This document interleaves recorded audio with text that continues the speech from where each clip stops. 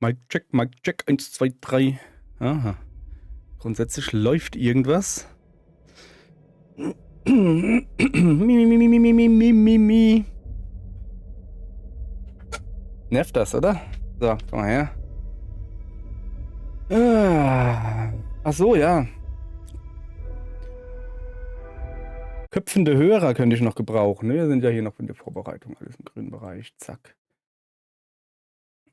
So, kommen Sie mal her.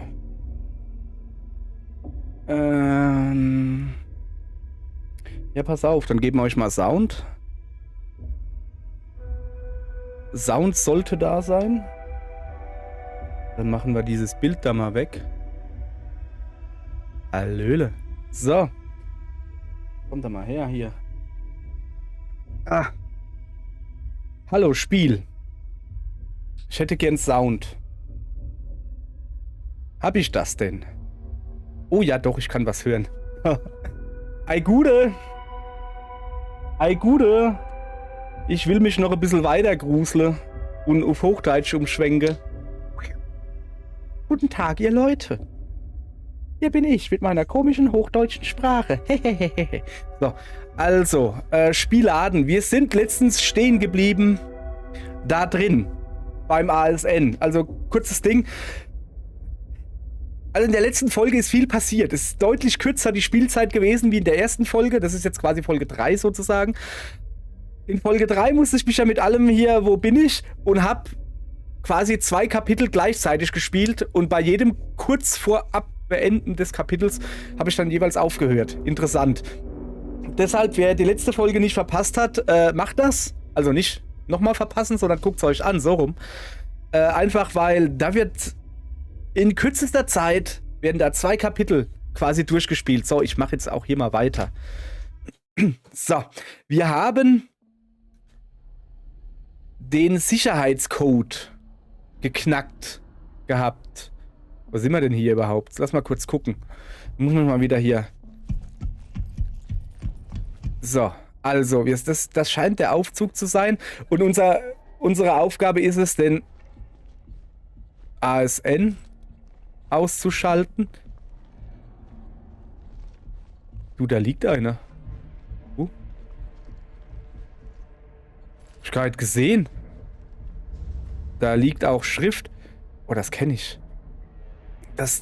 Diese Person war dabei bei dem Meeting im Dingensbummens, weiß schon. In dem Raum, in der Spilo. Ich sage immer Spilo. Einen Moment, ich muss mal kurz noch was wechseln hier unten. Damit ich da auch schön was sehe. So, jetzt dürfen wir wieder Sound haben. Gut. Ja, komm, wir lassen mal labern und dann vielleicht klärt sie sich dann auf.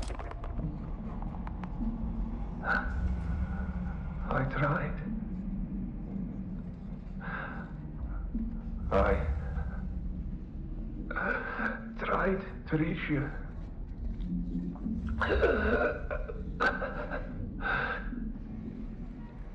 Yes. Please. It's beautiful.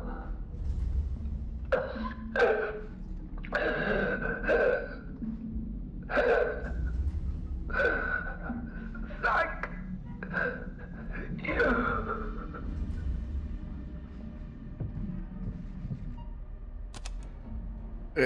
Ich habe keine Ahnung, was das hier war. Oder was er mir sagen will. Fest steht, wir müssen da rein und das ASN, das asynchrone Sicherheitsnetzwerk. Ich habe keine Ahnung, für was es steht. Ich vergesse es immer wieder. Ist ja auch egal. So. Erstmal kurz gucken. Wir machen mal unsere Waffe auf Waffe. So, oh, wir haben nur 2 Ladungen. Hast du zufällig noch einen Akku für mich? So ein Akku wäre schon nicht schlecht. Okay, egal, wir müssen da rein. Ich hoffe, dass das jetzt nicht einen Endgegnerkampf oder so gibt.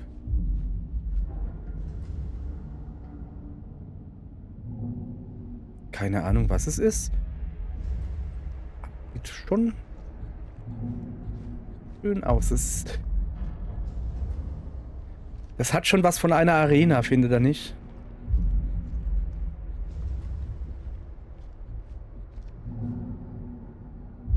Da drüben leuchtet was rot.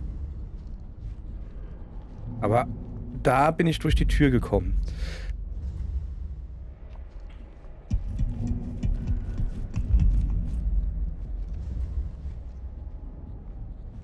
Ist da noch irgendwas unten? Also es scheint hier noch relativ sicher zu sein. Lass mal kurz gucken.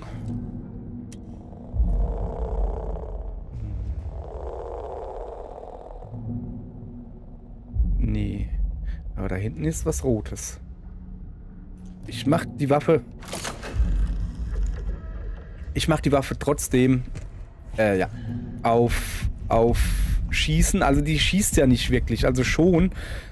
Ist halt so ein Elektroschocker. Es gibt ja hier keine Schusswaffe. Zum Glück.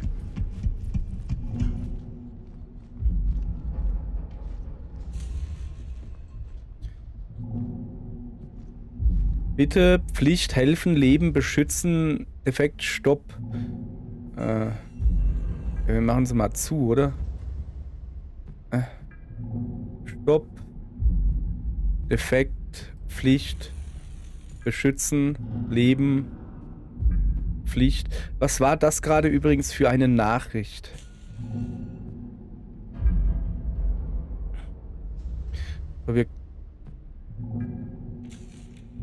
Bitte verbinden Sie Ihr KHW, indem Sie die kabellose Verbindungstaste auf Ihrem Gerät drücken. Radarverbindung des Benutzers. Nee, jetzt sage ich erstmal das Protokoll. Stufe Information, Nutzer ASN, Quelle Terminaldienste, Seismometer, also Beben und sowas. Details Protokoll für moderates Mondbeben eingeleitet. Moment. Ist das ein Protokoll, was den Mond erbeben lässt? Oder ist das das Protokoll, das du ausführen musst, wenn der Mond bebt? Quasi. Also können die ein Beben verursachen oder können sie nur darauf reagieren? So. Hallo? Achso, das ist Eintrag 1. So, Eintrag 2. Information, Nutzer John Cooper. Wer war hier der Nutzer? ASN. John Cooper. Nutzergerät. Bericht und Video zum Mondbeben-Perimetersicherung. Also Bericht und Video zur Mondbeben-Perimetersicherung eingereicht. War das Video, wo er diesen Körper gefunden hat, aus dem Pflanzen oder sowas rausgehen? So, dann hätten wir Eintrag 3. Quelle Terminaldienste, Geheimhaltungsspeicher. Details, Bericht über Mondbeben, Perimetersicherung 042 und Video gesichtet und am Geheimhaltungsspeicher, im Geheimhaltungsspeicher gespeichert. Warum? Ich finde das übrigens super, dass das sagt, hier, ich habe diese Datei, hier ist der Name, da darfst du nichts von wissen. Statt einfach zu sagen, was? Nee, ich habe nichts gemacht. Okay. Dann hätten wir Eintrag 4. Wieder ASN, Terminaldienste, Geheimhaltungsspeicher, Details. Perimetersicherung John C. Ein Filmchen, ansehen.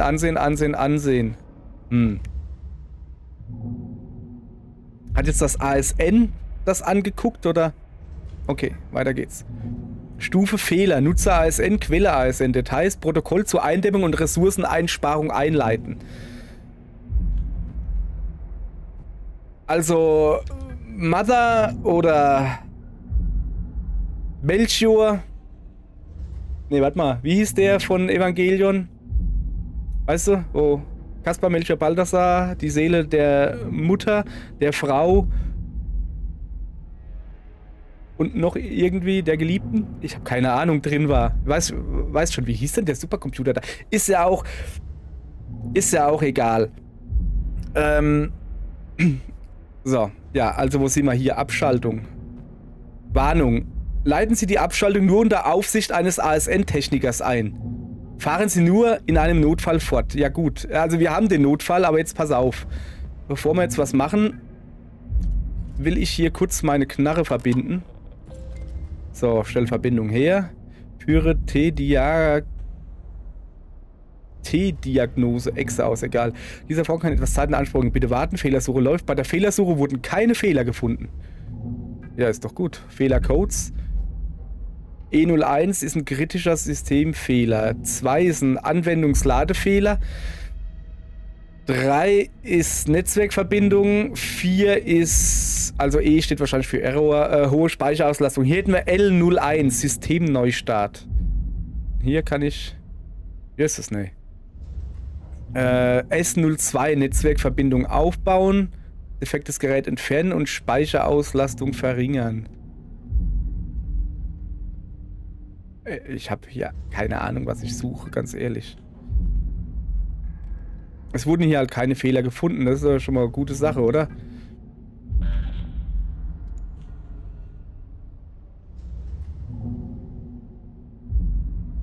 Ich habe da gerade was gehört. Okay, dann reden wir nicht weiter drum herum. Auf geht's. Wir sollen das Ding abschalten, haben wir gesagt gekriegt. Also, leiten Sie die Abschaltung nur unter Aufsicht eines ASN-Technikers ein. Bin ich.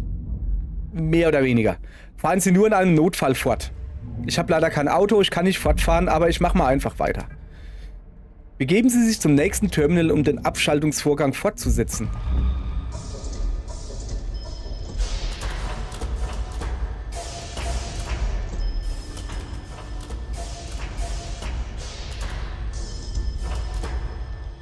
Junge, hab ich gerade Evangelion-Vibes. Wahnsinn.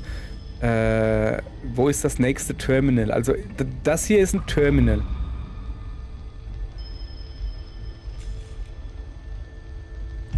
Also da oder was? Das ist kein Terminal. Da hinten. Da leuchtet was. Alter. Ich würde mich jetzt nicht wundern, wenn Kiel hier auftauchen würde. Junge, ist das gerade.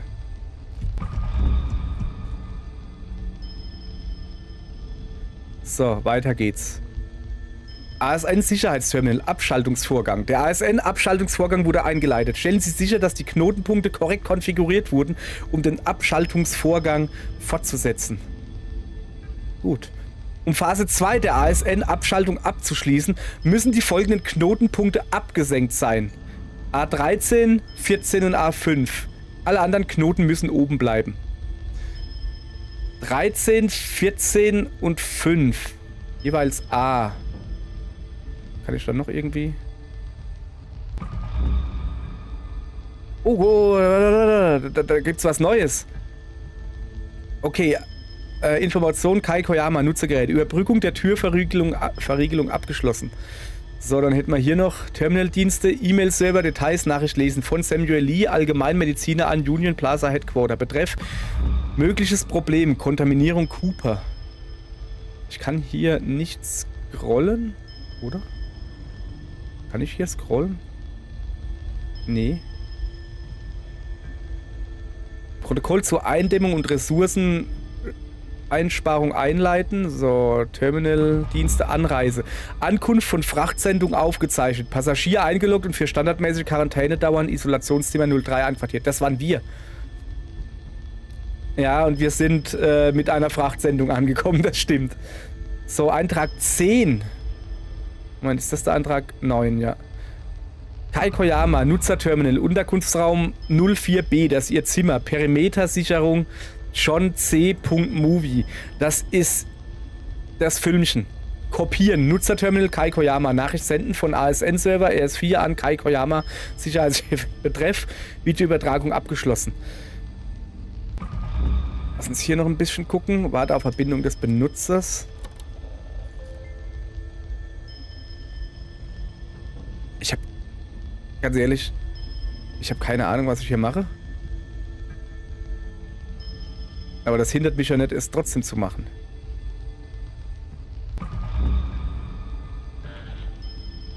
So. Also A13, 14 und A5. Lass mich raten, weil diese Dinger hier hochgefahren sind. Muss ich jetzt gucken. Woher sehe ich...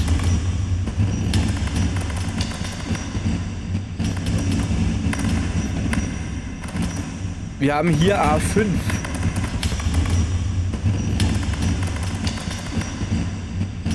Junge, beruhig dich. Es soll ja Leute geben, die da anfangen...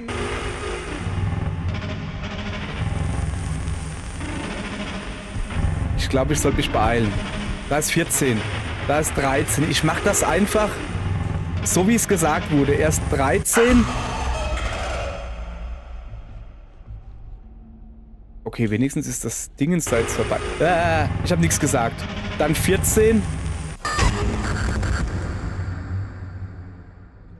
Und da drüben war irgendwo die 5. Es geht schon wieder los. Was sind wir hier? A6, A5. 13, 14, 5 haben sie gesagt.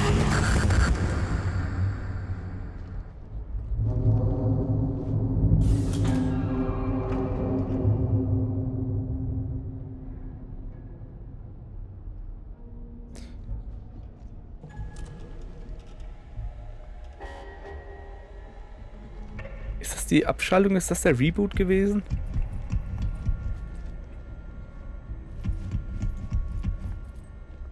Okay. Warnung, Sie sind im Begriff, den letzten Schritt der ASN-Abschaltungssequenz einzuleiten. Dies ist ausschließlich für Notfallprotokolle vorgesehen. Ist in Ordnung. Um die Kerne freizulegen, müssen Sie beide Handschalter betätigen. Okay. Sobald die KERNE, also die Kerne, zugänglich ist, warum das so heißt, egal, verwenden Sie entsprechende Hardware KHW mit Wartungsmodul. Habe ich ein Wartungsmodul? Das ist wahrscheinlich dieses Ding, wo ich mich einloggen kann. Um das ASN zu überladen und abzuschalten. Moment. Das Wartungsmodul ist, glaube ich, einfach der Elektroschocker, sag ich mal. Also sobald der Kern zugänglich ist, verwenden Sie entsprechende Hardware, um das ASN zu überladen und abzuschalten. Und ich muss jetzt, um die Kerne freizulegen, müssen Sie beide Handschalter betätigen. Ich tippe auf das da. Ich meine, so viele Handschalter gibt es hier nicht. Kurz checken. Ich traue der Sache hier irgendwie immer noch nicht. Okay, alles klar.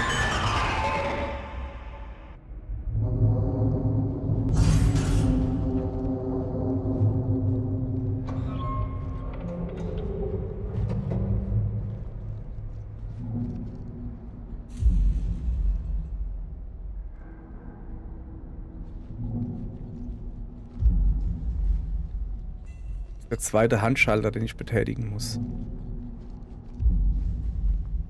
Hier kann ich nichts mehr machen, zum Glück. Darf ich ja auch gar nicht. Ab geht's.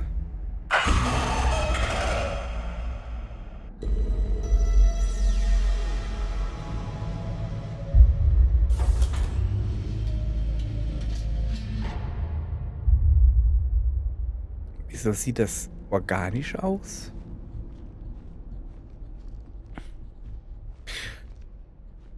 Das ist so ein Kern,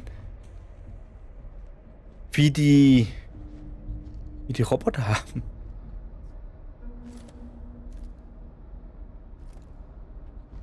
Ich bin mir jetzt sicher, ob das eine gute Idee ist, da nah dran zu stehen. So. Ist das richtig? Ich gehe mich lieber nochmal rückversichern, ob das hier richtig ist. Sobald der Kern zugänglich ist, verwenden Sie entsprechende Hardware, um das ASN zu überladen und abzuschalten. Ja.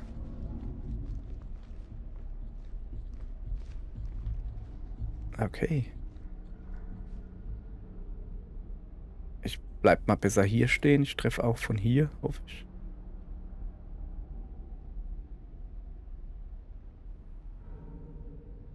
Auf geht's.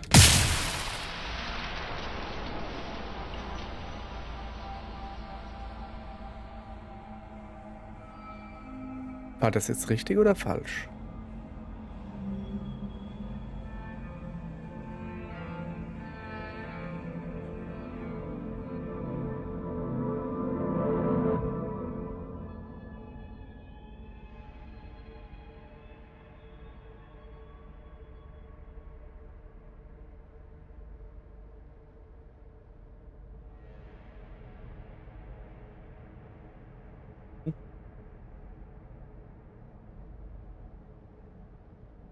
Sind wir hier? Hä?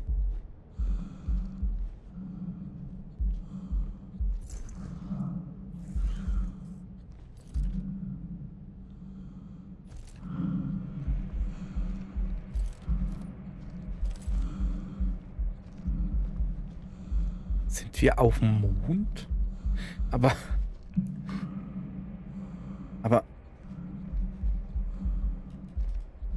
Wie sind wir hierher gekommen?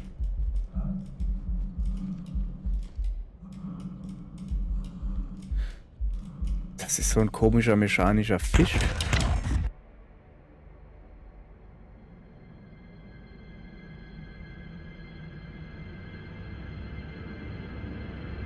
I bloomed gently, hoping something might answer. Did it find you?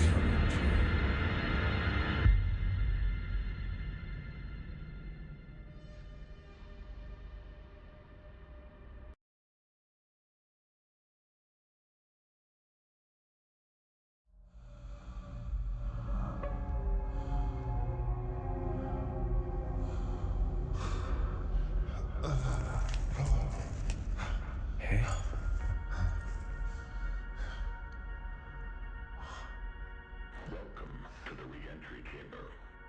Re-entry? And preferably final point of reintegration. Returning from the canal can be unyielding, unforgiving, and disorienting. Das ist der Kanal. Take a moment to gather yourself and embrace your surroundings.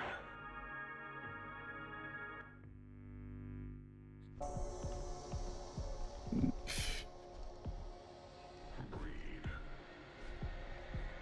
Listen.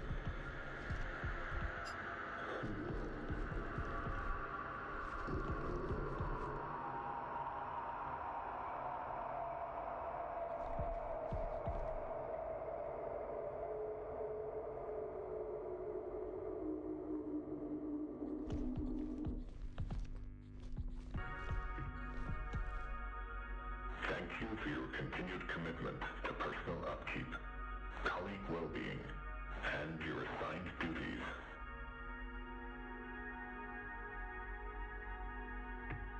This concludes the re-entry process. Also ich hätte da die ganze Zeit schon hinten rausgehen können. Ich will aber eigentlich warten. Und hoffen, dass ich hier speichern kann.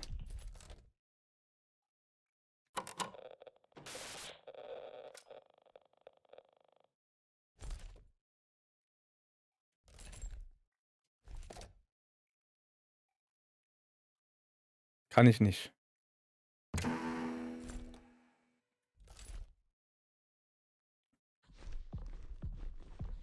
Okay. Also, ich bin in der Wiedereintrittskabine. Wiedereintritt von was?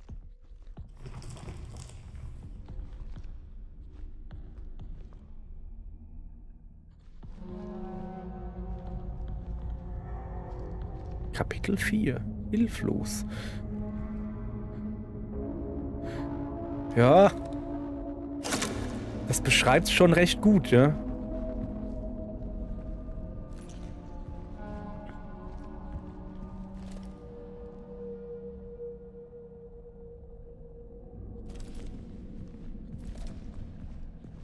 Also da links ist eine Tür.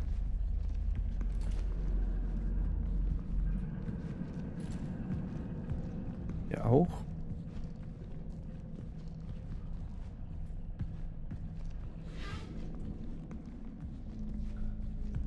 Nee. Doch, was ist das da? Ich gehe da mal hin, aber... Ich erhoffe mal da jetzt... Das ist ein Labyrinth hier. Wo bin ich denn jetzt? Da. Oder? Nee.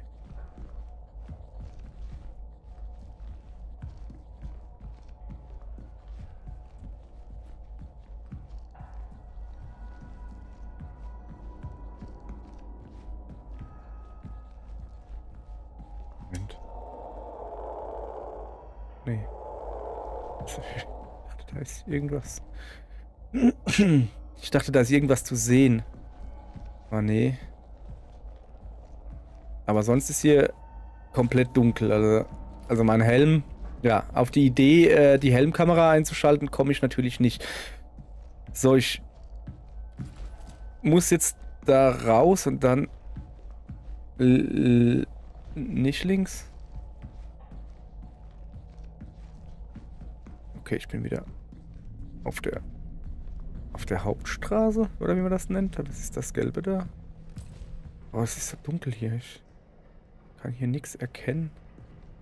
Da komme ich irgendwie unten drunter? Ja, Moment. Ich kraxel mal ein bisschen vorwärts. Ich bin jetzt einfach nur...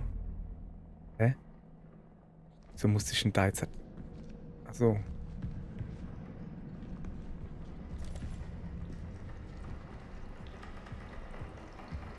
Es regnet? Es regnet rein oder ist es Wasser? Voll in den Nacken.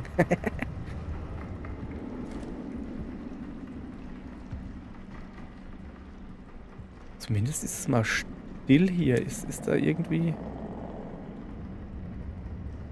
Ich gucke einfach nur, ob ich irgendwelche Fingerabdrücke oder irgendwas sehe. Lichtschalter wäre vielleicht auch nicht schlecht. Das ist schon ziemlich...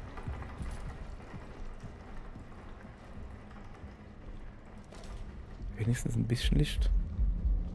Ist das hier ein Ne, das ist kein Aufzug. Das ist irgendeine Kammer.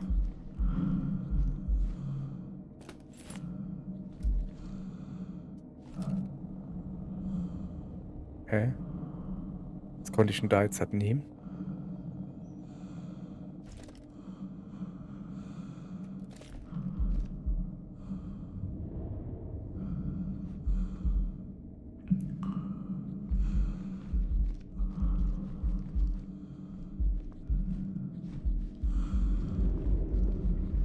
Da waren vielleicht Anzüge oder so. Da brennt, sehe ich das richtig, dass bei dem Floppy-Laufwerk da zumindest noch ein Licht brennt. Also ich meine, hier brennt ja auch irgendwo. Wo kommt eigentlich das Licht her? Das ist eine gute Frage, oder? Von den kleinen Dingern da oben vielleicht?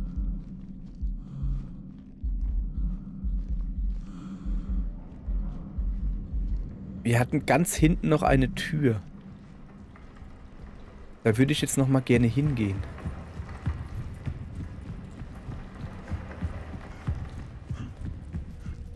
Ganz hinten da. Da. Die ist sogar erleuchtet.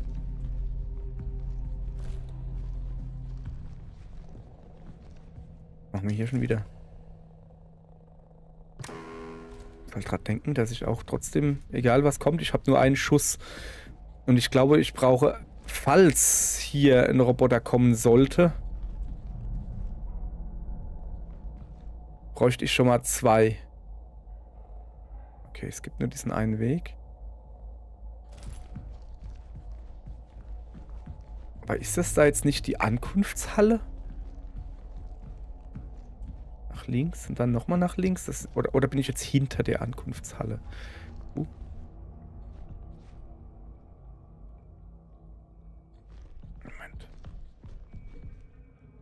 Archiv inaktiv, Archiv Sicherheitsfreigabe erforderlich, Server inaktiv, Archiv Neustart.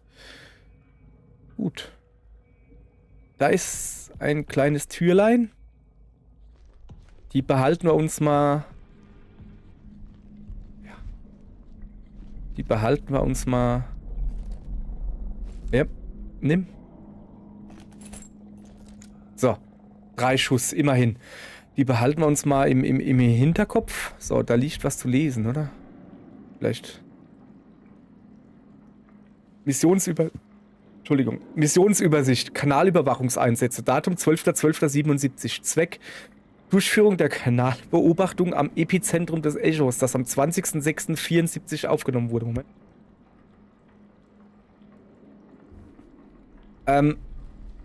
Die haben ja gesagt, ich bin in dieser Aufwachkammer da reingekommen, nachdem ich im Kanal war oder so. Also ich weiß noch nicht genau, was der Kanal ist. Egal. Kanalbeobachtung abgeschlossen mit Zwischenfall. Bergung des Bohrkerns und von Bodenproben von der Oberfläche abgeschlossen mit Zwischenfall. Spektrometeraktivierung abgeschlossen. Magnetometeraktivierung abgeschlossen. Lunarkartograph, Aktivierung abgeschlossen. Video- und fotografische Dokumentation abgeschlossen. Zwischenfall. Beobachtete Zwischenfälle. Vermisste Person Edith Stone. Leitende Geologin. Die hat ihren Beruf auch zum Namen gemacht. Ne, ihren Namen zum Beruf, so rum. Entdeckung Biomarker. Nicht wiederherstellbare Daten, Video, Kanalbeobachtung, Videomaterial 001a. Sorry, dass ich hier gerade am Hüsteln bin. Ist halt einfach so. Okay. Ist ja noch irgendwas zu entdecken. Ein Haufen. Was ist das? Festplatten oder? Ne, das sind Bücher. Oh. Das ist schon mal gut. Wir können speichern. Das ist schon mal sehr gut. Erstmal speichern. So. Dann gucken wir mal. Unter Hardware hat sich da bei Software was Neues getan. Drahtloser Zugriff 554. Nee, da hat sich nichts getan. Nicht, dass ich das jetzt Ahnung hätte, was ist, ne? Aber bei den Medien eventuell. UC-Spielzeug, Leichensäcke, Perimetersicherung. War das?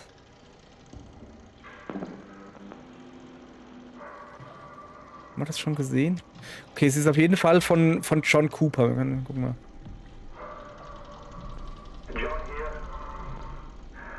I'm just completing the perimeter check after the latest quake. Okay. Everything remains stable. Pipelines look good. Everything's operational. No damage to the base or its foundation. The PSN recorded no meteorite or small asteroid impacts on the surface.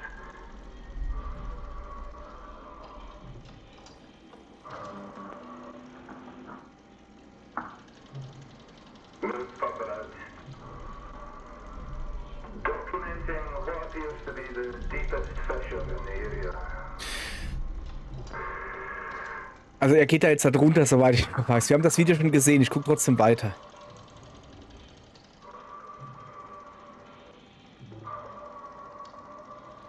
What's that?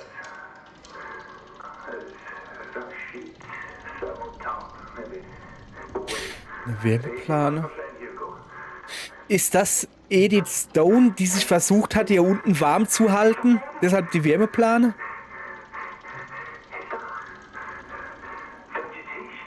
Aber diese Pflanzen?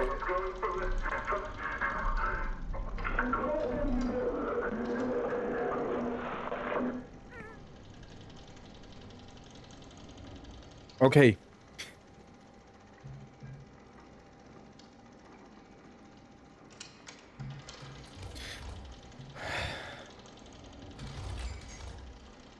Datenbank ist leer.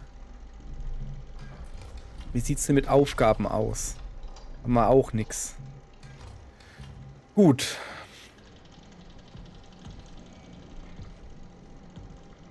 Haben wir einen Baum?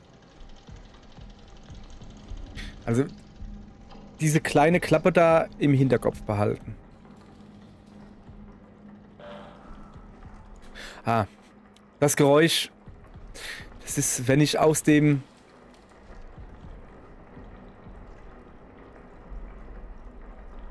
Sind das Nüsse?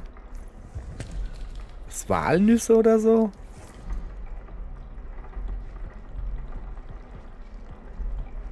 Wieso wächst denn hier ein Baum? Das ist der einzige Ort, wo Licht ist, oder wie?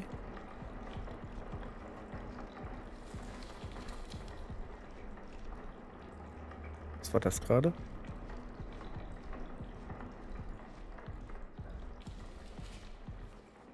Schon gesehen. Bisher noch keine Anzeichen. Restroom. Okay, aber ich komme hier nicht rein. Noch keine Anzeichen von den Robotern. Wrong.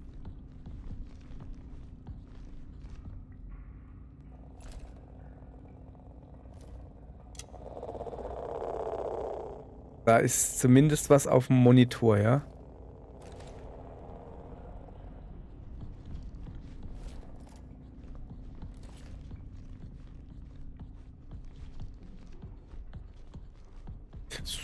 hier sehr nach einem Art Archiv oder sowas aus. Brauchen wir nicht.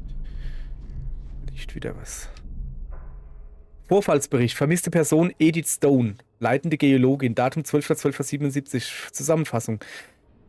Während der Erkundungsmission am Kanal arbeitete die Crew ungefähr 4 Stunden lang an geplanten Versuchsvorbereitungen und sammelte Proben. Dann trennte sich Edith Stone, leitende Geologin, vom Rest der Crew. Jan Leung, leitender Biologe, sah, wie sie in den Kanal lief und dort verschwand. Aufgrund der unbekannten Eigenschaften des Kanals war es den Forschern nicht erlaubt, Stone zu folgen. Die Crew versuchte fast eine Stunde lang, sie über die Kommunikationskanäle zu kontaktieren. Stone ist nicht zur Basis zurückgekehrt und wird weiterhin vermisst. Notizen: Judith Weber, Psychologin, wird das geistige Wohlbefinden der Crew in psychologischen Gesprächen beurteilen.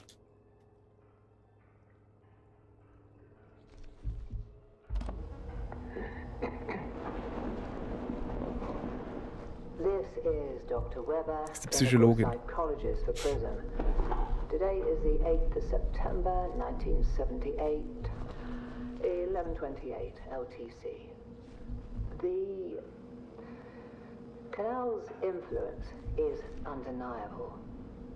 They are essentially unraveling an unusual Wer lässt sich series of auf? effects, both remarkable and concerning. I suspect I will soon follow. Until then, I remain committed to my work, observing and documenting the canal's effects on personnel in the ward.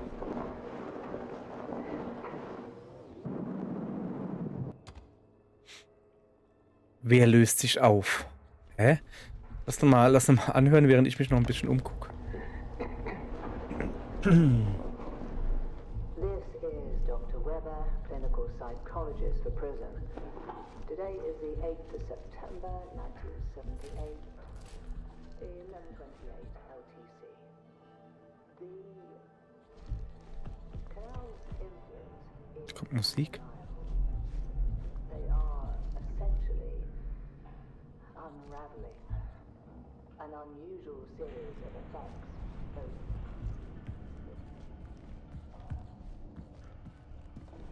Was haben wir hier? Schutzschalter.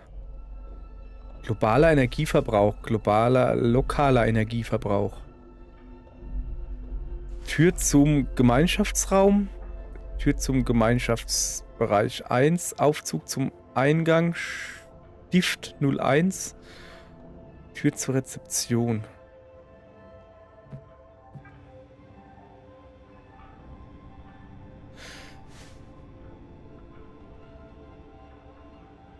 Ich darf wahrscheinlich... Moment, ich muss mal gucken. Ist jetzt die Tür da? Ist die jetzt offen? Die jetzt Saft? Oder wie? Also, das wäre jetzt meine Idee. Ich guck da, ich will jetzt erstmal da hinten gucken. Eins nach dem anderen. Also, ich dachte jetzt, ne? Dass man da nur eine gewisse Anzahl von Energie reinmachen darf. Also da 2 und da und das da und das da und das da wird wahrscheinlich alles zu viel sein, oder? 2, 4, 6, 8, 10, 12, 14, 16 habe ich. Und da oben habe ich 1, 2, 3, 4, 5, 6, 7, 8, 9, 10, 12, 14, 16, 18, 20. Das sollte doch aber eigentlich alles gehen, oder?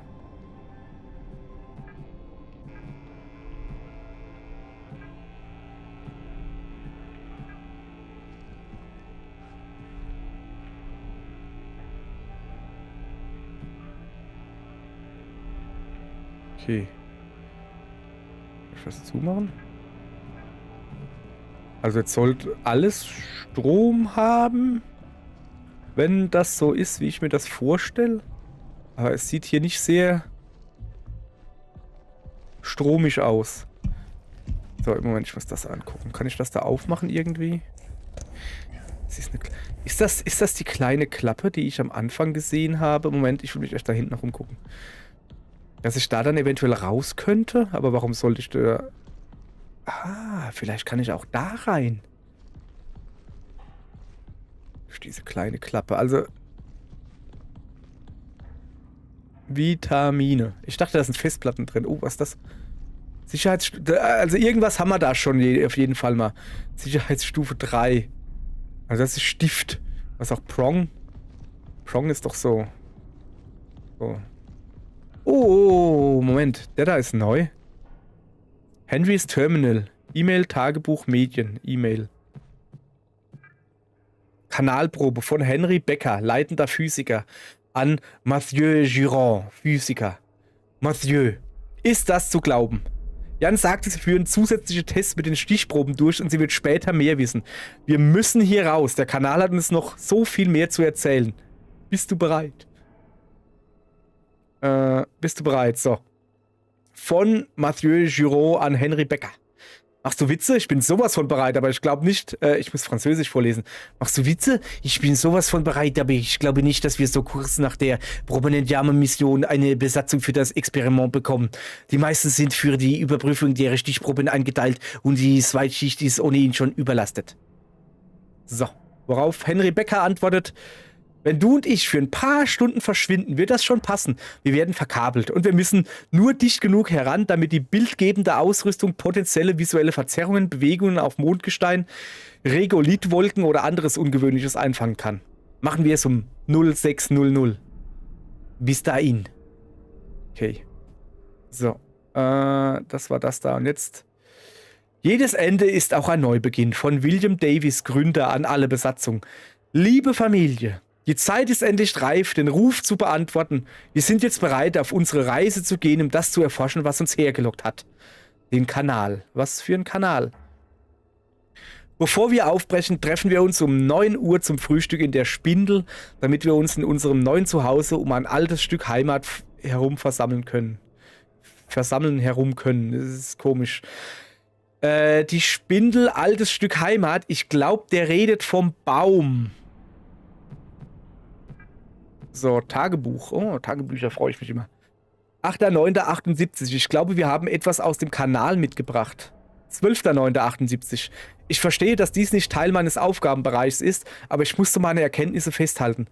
Es hat Haare, einen Stoffwechsel und ist in den Abdrücken nach zu urteilen relativ groß.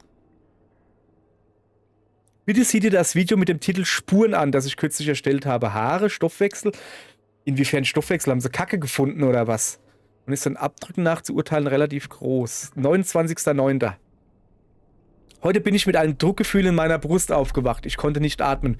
Kurz danach ließ der Druck nach, als hätte etwas auf mir gelegen. War das eine Warnung? Weiß es, dass ich es beobachte? Und dann hätten wir hier noch Medien. Das ist die Entität A. Spuren. Ja gut. Dann zeichnen Sie mal die Entität A.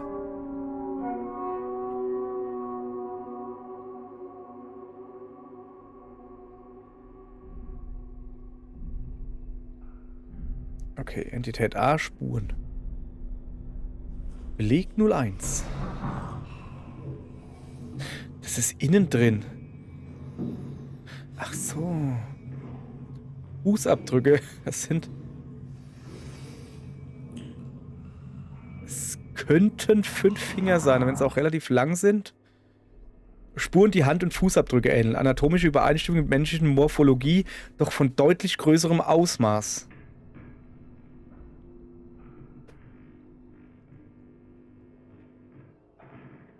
Beleg 02. Ach, das sind die Haare, von denen er geredet hat.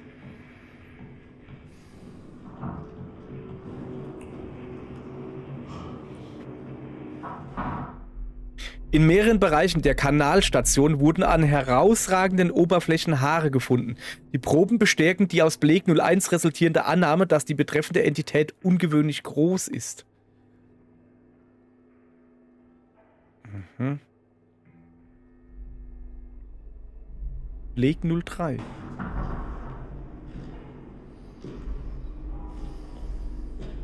Hat er was aus der Mauer rausgehauen oder was? Oder?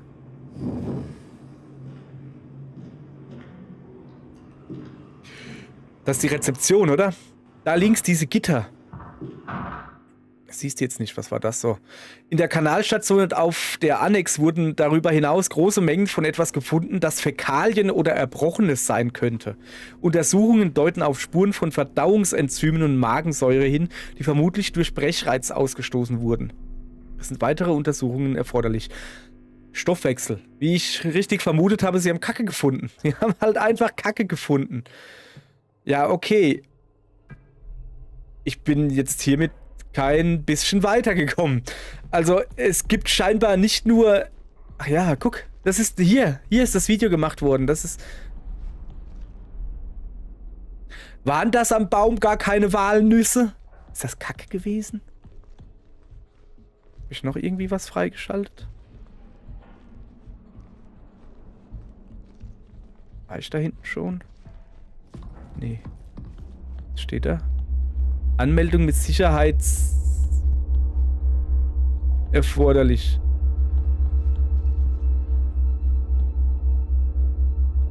Ich habe kein Sicherheitsding. Ich kann aber sagen, dass der Schriftfort zu groß ist. Ich höre hier Musik. Die kommt, glaube ich, von den Räumen da drüben. So, jetzt pass auf, ne? Ich hoffe, dass diese Klappe, diese Notfallklappe, dass die erreichbar ist von der einen ganz am Anfang, wo wir gerade waren. Da gehe ich jetzt mal gucken, weil hier können wir eh nicht weiter. So, ich glaube, dass das hier die Spindel ist. Weil er hat ja gesagt, wir treffen uns, also wo ein Stück Heimat ist. Wir sind hier auf dem Mond. Ich glaube halt, ja, die haben einen Baum mitgebracht, einfach damit... Ja, damit man ein bisschen Baum hat, was? Echographie? Was zur Hölle ist Echographie?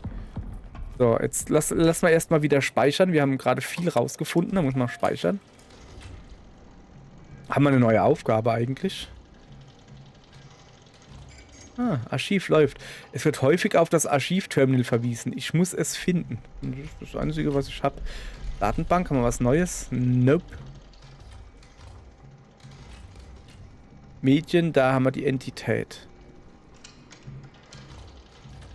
So. Da. Guck. Ja, ja. Dieser Zugang da. Da gehe ich jetzt mal rein.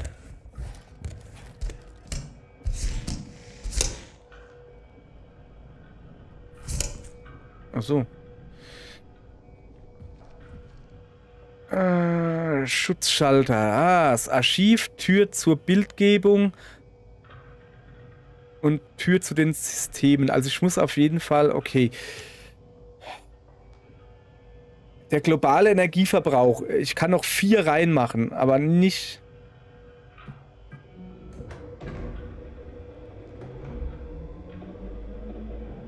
Das da kriege ich nicht mehr rein. Ne? Okay, jetzt muss ich halt... Also das eine Terminal vorne zum Beispiel, das brauchen wir nicht. Das könnte man einfach ausschalten. Ich will das hier alles anhaben. Also dass das an ist. Meine ich mit anhaben, okay. Was ist denn Tür zur Bildgebung? Oh. Das Archiv ist im Moment inaktiv. Um die allgemeine Funktionstüchtigkeit der Kanalstation aufrecht zu erhalten. Es ist ein Neustart erforderlich. Ja, dann starten wir doch mal neu, oder? Generalsystem und Funktionalität der Kanalstation werden neu gestartet. Bitte warten. Sicherheitsinterface aktiv, Lüftungssysteme aktiv, Interface-Modul KHW der Sicherheitsfreigabe 01 erforderlich. Aktivieren Sie den Sicherheitsinterface-Monitor. Ja, mach mal.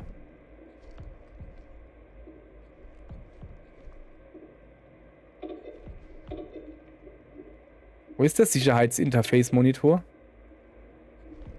Ist das da drüben gewesen? Ich glaube nicht. Also das ist wohl das Archiv. Das Archiv haben wir jetzt gefunden, ja? Pass auf. Wir machen das Archiv mal wieder aus und machen stattdessen Tür zu den Systemen an. Im Moment hängt es halt wirklich nur an dem einen da. So, jetzt müsste das da wieder aus sein. Können wir im Moment ja eh nichts machen, ja?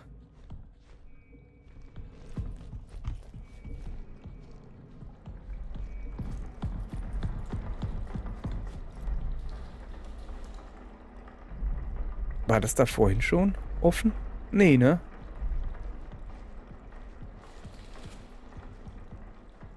Doch, da war ich doch drin.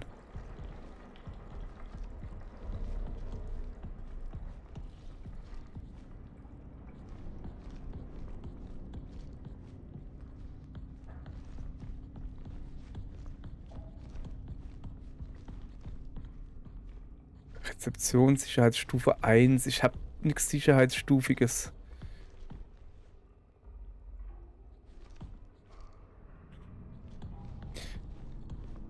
Oh, die Klappe da hinten ist offen. Moment. Ich gucke erst um. Also die Klappe da hinten ist offen und ich glaube oder ich hoffe, dass ich damit...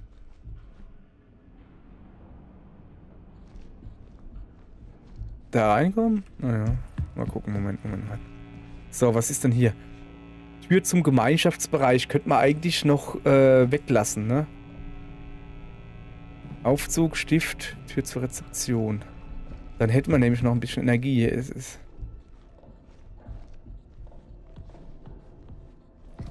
da hinten irgendwie was? Nee.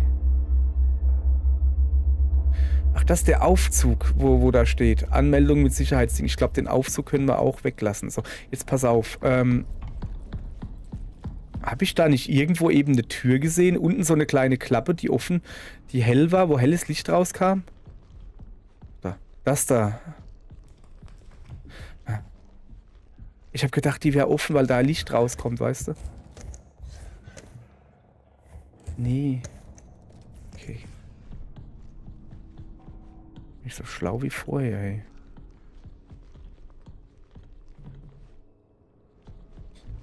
Was genau suche ich hier? Ich habe keine Ahnung.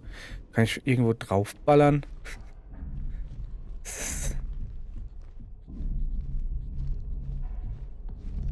Ich kann da irgendwo draufballern, ja? Also, ne? Gibt's hier irgendwo einen Schaltschrank oder so? Das ist eine sehr gute Frage. Weil das wäre wirklich möglich.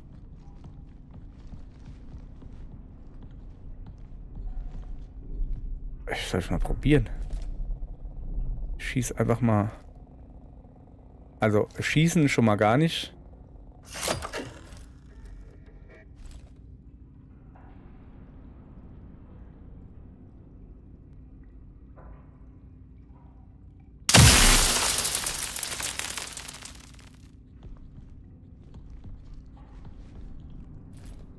Komm, geh auf, Mann.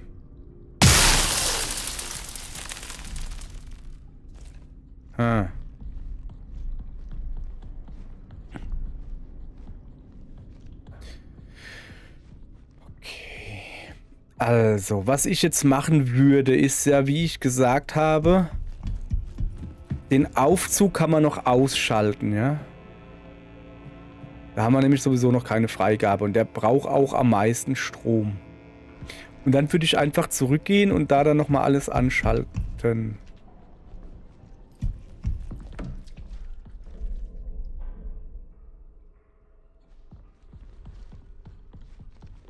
Ich habe nur noch einen Schuss.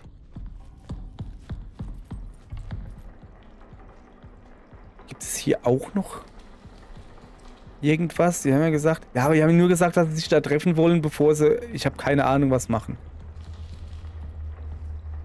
Sicherheitsstufe 1. Ich bin halt... Also, das hier... Also das da, ne? Das hielt ich halt für Nüsse oder so. Kann natürlich... Ist das Kaka? Ja, und ich tue drin rumkraxeln.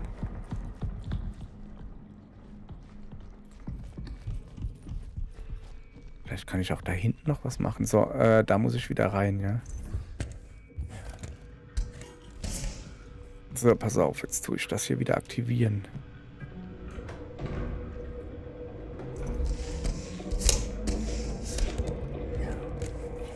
So, was haben wir denn hier?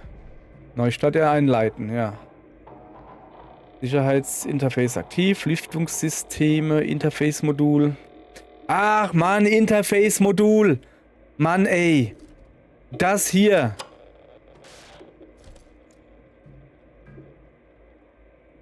Oder?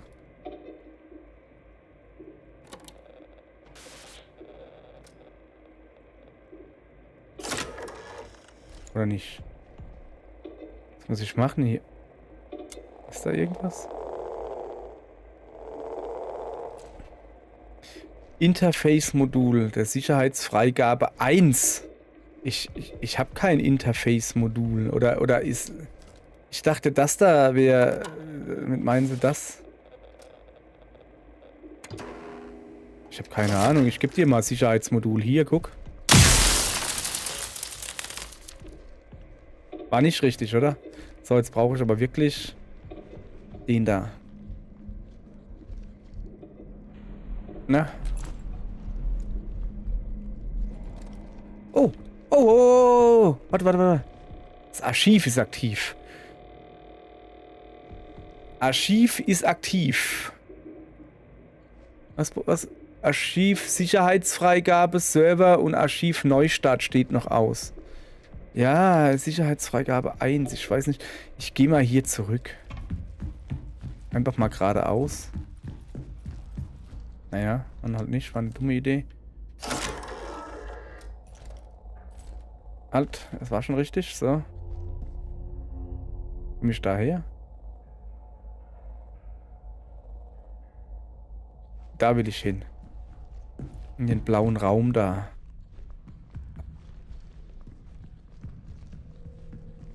Ne, da komme ich her, gell? Hab ich hier vielleicht was übersehen? Gibt's hier irgendwo ein Sicherheitsmodul oder so? Ja, nix gibt's hier. Kann ich ganz da hinten jetzt irgendwie was machen?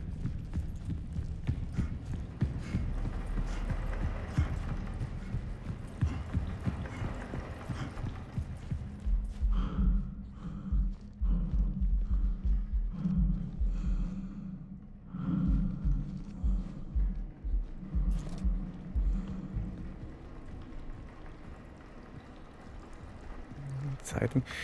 Mal gucken, ob es hier, aber dann würde man ja was sehen, oder? Ob es da vielleicht an den Ecken irgendwie Klappen gibt, wo ich rein kann, weißt du? Ich hänge halt gerade ein wenig fest.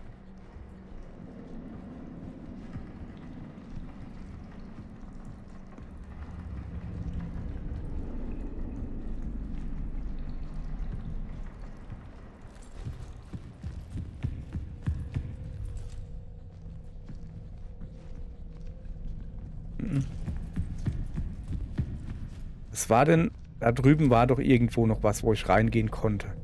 Wo ich ganz sicher war, was es macht.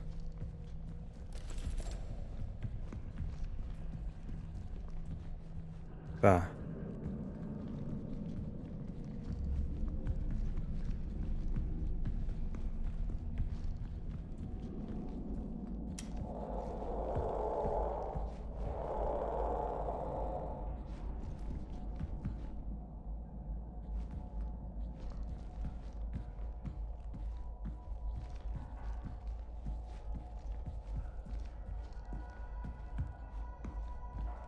Für Musik.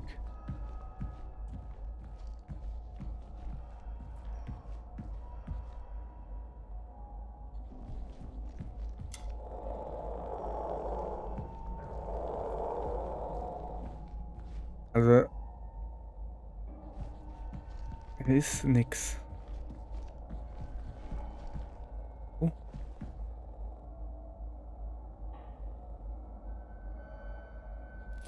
Ich renne mal einfach wieder geradeaus raus. Das war doch geradeaus, oder? Ja. Moment, was ist das? Das ist noch ein Raum? Nee, das ist... Nee, das ist kein Raum, das ist... Neben einfach nur die Seite.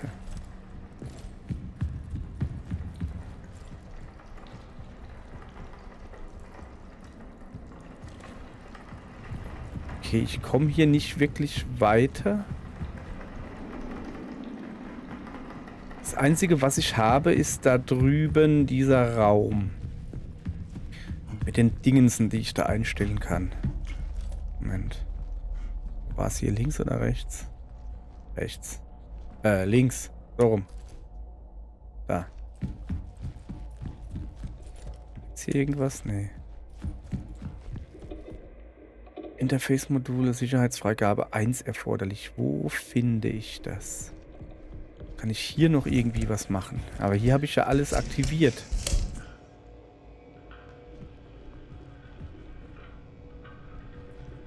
Ne? Tür zur Bildgebung 1.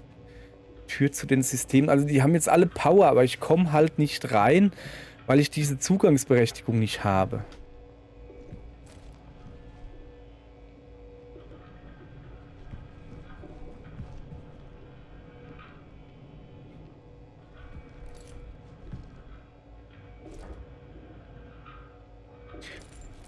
Draufschießen. Wenn dir nichts einfällt, draufschießen. Ah, nee, das ist gar nichts. Ach, seltsam.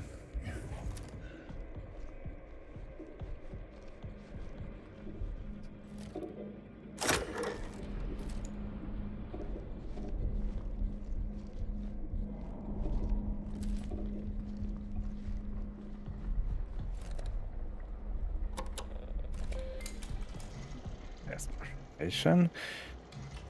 Kann man hier unter Hardware vielleicht eine neue Software drauf machen?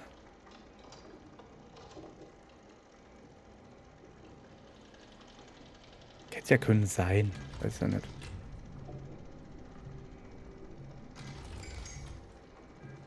Oh, bei der Aktivierung des Archivs wurden die Lüftungsschächte geöffnet.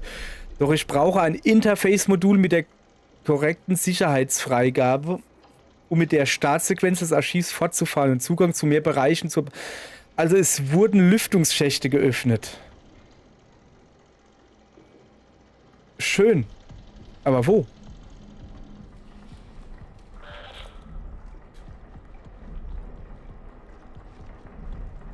Was, also Lüftungsschächte verstehe ich irgendwie oben, weißt du? Aber es kann ja auch sein, dass die unten die Klappen da meinen, aber da war ich ja überall schon, oder nicht?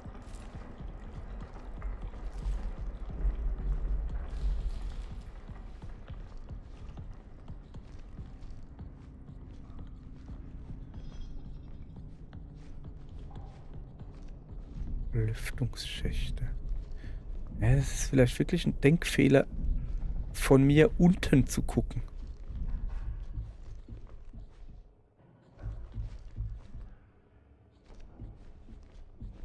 Hä? Moment. Der war doch eben noch zu. Okay, ist egal. Hopp.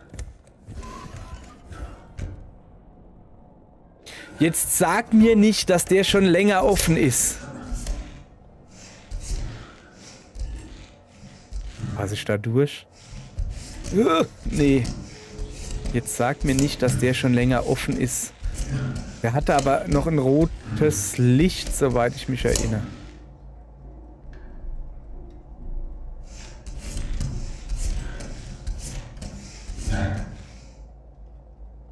Ich kraxel einfach mal geradeaus weiter. Okay. Kann ich mich hier rumdrehen? Ja. Bin ja schmales Kerlchen. Okay. Ich muss hier alles abchecken. Alle Gänge. Auch wenn es total doof ist. Wie viele Gänge gibt es hier? Ihr wollt mich jetzt veräppeln oder was?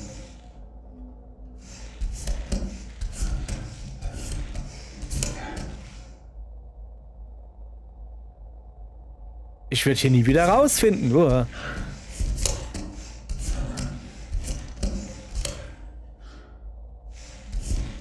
Na, wenigstens habe ich was zu essen. Oder was ist das? Drüben scheint ein bisschen Licht oder sowas zu sein.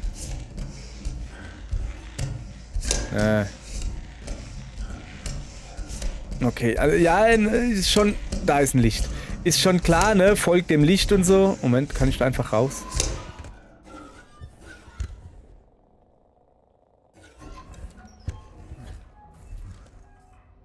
bin drin. Ich bin drin. Jawohl. Sehr gut. So, jetzt erstmal.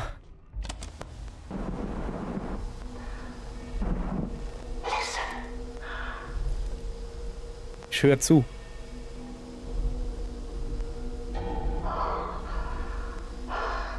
Da läuft wer oder was? It searches for something.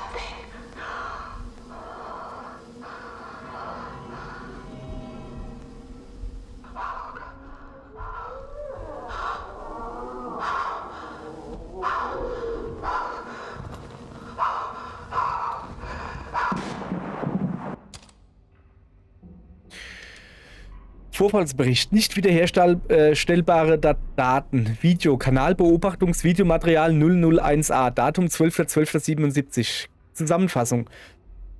Die Erkundung des Kanals wurde über 4 Stunden video- und fotografisch aufgenommen. Bei der Sichtung der Daten wurde festgestellt, dass das auf Band aufgenommene Videomaterial von erheblichen Interferenzen beeinträchtigt wurde. Notizen. James Mason, Energietechniker oder was? Englischer Techniker? Keine Ahnung. Archivar. Arbeitet daran, so viel Video- und Tonmaterial zu retten wie möglich. Ja, gut. Komm, sicher ist sicher. Da ist noch was zu lesen. Oh, das ist schon was Längeres. Interface-Modulanleitung, jawohl. Dieses Modul dient dazu, mit Terminals und Türen zu interagieren. Es bietet einen neuen, optimierten Sicherheitsprozess. Aktionsreihenfolge. Ausrichten, Überprüfung abwarten, Vorgang einleiten. Also quasi ungefähr hinzielen, genauer zielen, abdrücken oder so. Richten Sie das Modul direkt auf den gewünschten Bildschirm aus. Warten Sie auf die Bestätigung durch visuelles Feedback auf dem Bildschirm. Fahren Sie erst fort, nachdem Sie das Signal über eine erfolgreiche Überprüfung erhalten haben. Sobald die Überprüfung abgeschlossen ist, wenden Sie das Modul an. Achtung! Aktivieren Sie dieses Modul nicht, wenn es auf die Augen einer Person ausgerichtet ist, da dies zu schweren Augenschäden führen kann. Immer wieder schön. Hinweis. Berichten zufolge kommt es während der Nutzung des Moduls hier auf dem Mond zu Bildschirminterferenzen. Bitte melden Sie jegliche Anomalien dem örtlichen zuständigen Technikteam. Die aktive Funktion erfordert ein 15. der gesamten Batterieleistung. Das ist nicht viel. Und jetzt pass auf. Aktivieren Sie dieses Modul nicht, wenn es auf die Augen einer Person ausgerichtet ist. Wenn da wirklich ein Riese oder irgendwas rumläuft, was grundsätzlich menschenähnlich ist, wenn er Augen hat, kann ich ihn blitzdingsen. Da ist das gute Stück. Okay, das ist da unten jetzt drin, ja.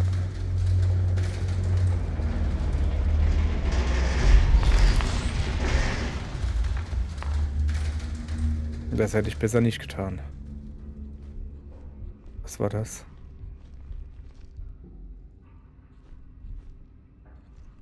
Also das war so ein Mondbeben wahrscheinlich einfach. So, jetzt, warte. Tagebuch. 9.9.78. James hatte recht. Ich habe es auch gesehen. Gibt es ein Problem mit der Software der Interface-Module? Es muss einen logischen Grund dafür geben. Das ist kein Softwarefehler. Es ist hier auf der Kanalstation und beobachtet uns. 13.9. Ich habe alle Bereiche mit dem Interface-Modul überwacht. Nur damit kann man es sehen. Was auch immer es ist groß. Mit dem Interface-Modul kann man das sehen? Ist das Rotlicht oder was? E-Mail, so.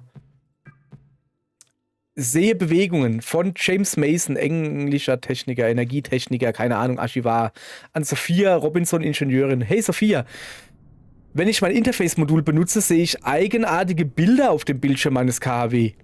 Es sieht so aus, als würde etwas hier langlaufen. Vielleicht liegt es an diesen Videobändern, die ich durchgehe. Sie funktionieren noch, aber ich möchte sie nicht einbrennen oder Probleme mit dem Türzugang verursachen. Könntest du sie für mich testen und mir für die Übergangszeit ein Ersatzgerät bereitstellen? Ah, deshalb liegt das Modul da. Von William Davis, dem Gründer, an alle Besatzungen. Liebe Familie, nach dem Vorfall im Kanal tritt ein neues Sicherheitsprotokoll in Kraft. Alle weiteren Reisen zur Höhle müssen zu zweit und mit einer entsprechenden Verkabelung zwischen den Paaren erfolgen. Der Zutritt zum Kanal ist untersagt, bis weitere Untersuchungen abgeschlossen sind.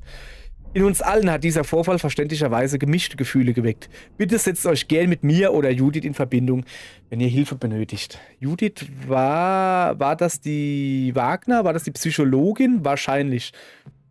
So, jetzt pass auf. Ich will...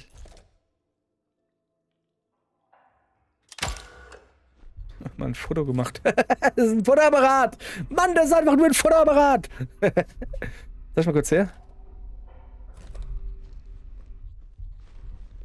Ich habe also ein Fotoapparat. Aber mit welchen Terminals oder... Moment, mit dem da? Ja klar. Da, guck. Das ist die Eingabeaufforderung.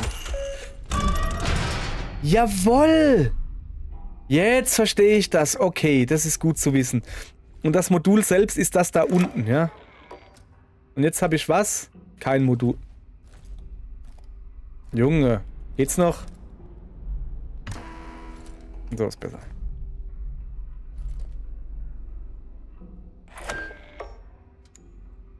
So. So, Apparat, Wahnsinn. So, jetzt pass auf. Kann ich das da unten? Da ist wieder zu. Schade, ich wäre da auch gerne ein bisschen drin rumgekraxelt. Oder meinst du, das geht noch? Ist das wieder auf?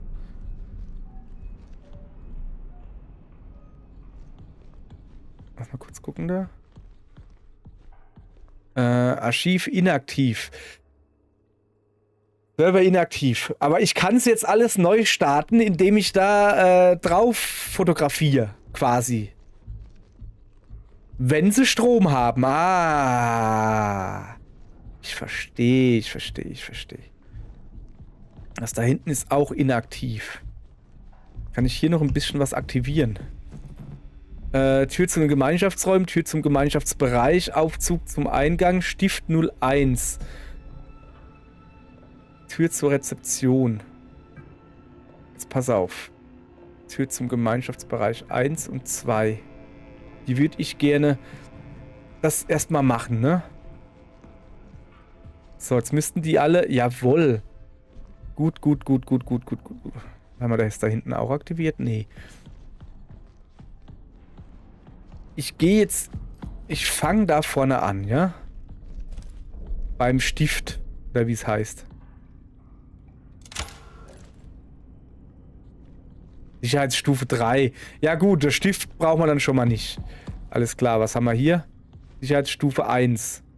Restrooms 1. Moment, wir machen gleich mal den Stift, den machen wir gleich mal aus. Wenn der eh nicht geht, weil man keine, also dann kann man uns die Kraft auch sparen. Stift 01 war das, gell?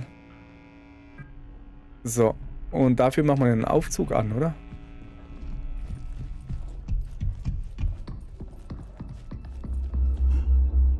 Anmeldung mit Sicherheitsding erforderlich.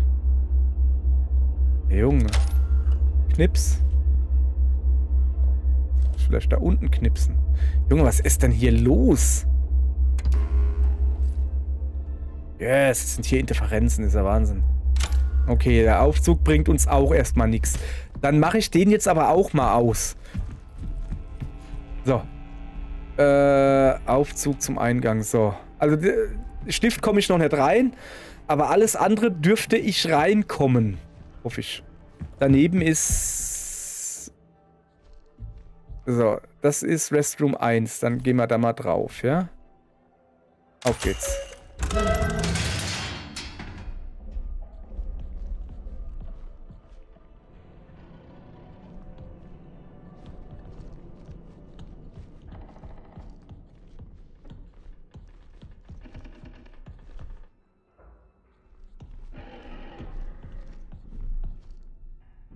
Barbaras Terminal. Ich will mich erstmal hier umgucken, bevor ich irgendwas untouch. Junge, also. Ja, hübsches Blümchen. Pass mal auf, kann ich hier Verbindung herstellen? Jawohl, kann ich. So. Sehr schön. Lass mal kurz Hardware gucken. Software, ist das jetzt abgedatet? 5.4? Nee, ich habe keine Ahnung, was ich hier will. So, pass auf. Das Interface-Modul. So. Dieses Modul dient dazu, mit Terminals und Türen zu interagieren. Es bietet einen neuen, optimierten Sicherheitsprozess. Aktionsreihenfolge. Ausrichten, überprüfen, abwarten. Okay. Das ist quasi das, was wir gelesen haben. Bildschirminterferenzen, alles klar. Okay. So. Wo sind wir denn da oben?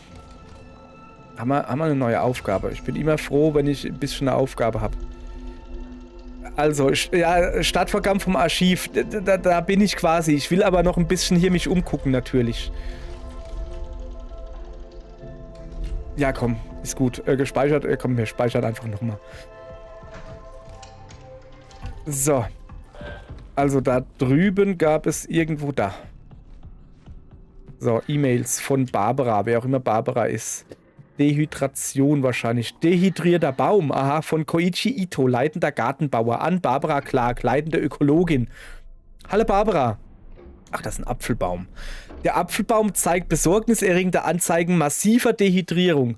Der Wasserstand war adäquat und die Bodenwerte sind gut. Abgesehen davon waren die Bedingungen in der Spindel stabil. Damit wäre erstens mal geklärt, dass es ein Apfelbaum ist. Zweitens mal, dass das Ding wirklich Spindel heißt, dass wir also richtig sind. Und dass die Kacke vielleicht doch keine Kacke ist, sondern Äpfel, verschrumpelte Äpfel, weil zu wenig Wasser oder sowas. Ich wollte Sie um Ihre Meinung zu den ökologischen Effekten einiger möglicher Anwendungen bitten, doch dann dachte ich über Folgendes nach. Glauben Sie, dass das mit dem Kanalstichproben zu tun haben könnte? Lassen Sie es mich wissen, wenn Sie Zeit für ein Gespräch haben. Danke. Programm Tagebuch von Judith Weber, Psychologin und alle Besatzung. Hallo. Angesichts der jüngsten Ereignisse wollte ich sicher gehen, dass alle die Möglichkeit erhalten, ihre Gefühle offen mit mir oder William zu kommunizieren. William ist der Gründer. Wenn Sie Ihre Gefühle außerdem privat festhalten wollen, finden Sie ein neues Programm auf Ihren Terminals. Es heißt Tagebuch. Sie können darin so oft und viel schreiben, wie Sie wollen. Es ist absolut freiwillig und privat. Nur Sie haben Zugang zu Ihren Tagebucheinträgen. Wie immer stehe ich bei Fragen oder Problemen zur Verfügung. Melden Sie sich gerne bei mir. Tagebuch. Nur Sie haben Zugang dazu. Alles klar. 18.10.78. Ich verstehe nicht. In einem Moment arbeite ich noch auf der Annex am EL9 Desinfektionsmittel und im nächsten sitze ich im Pass und blicke zum Kanal. Die Bedeutung des Ortes, an dem wir uns befinden, ist sowohl faszinierend als auch furchteinflößend.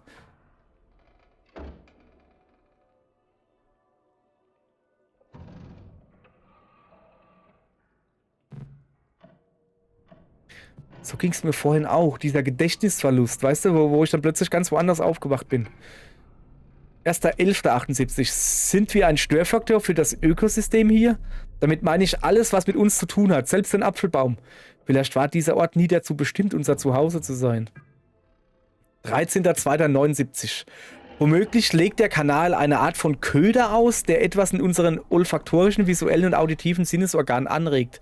Vielleicht hat es Edith, Mathieu und sogar Ken dorthin gelockt. Wenn dem so ist, frage ich mich, ob wir uns als Teil des Nährstoffkreislaufs eines Ökosystems betrachten können. Oh oh. Wenn wir Teile von uns darbrächten, würde das reichen, um den Hunger des Kreislaufs zu stillen. Wow.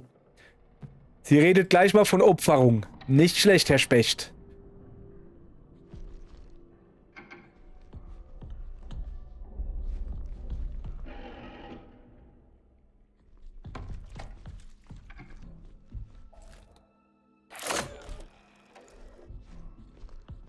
Okay.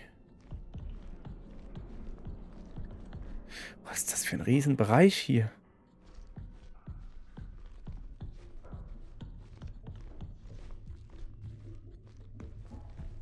Ich habe noch 2 Schuss. Das reicht mir erstmal.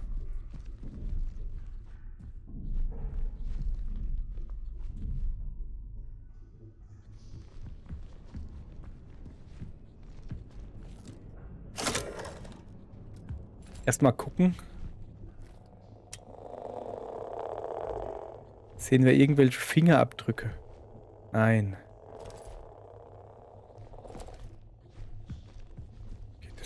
Die Kabel gehen hier rüber. Was auch immer da hinten ist. Keine Ahnung. Kann ich hier irgendwie interagieren? Nee.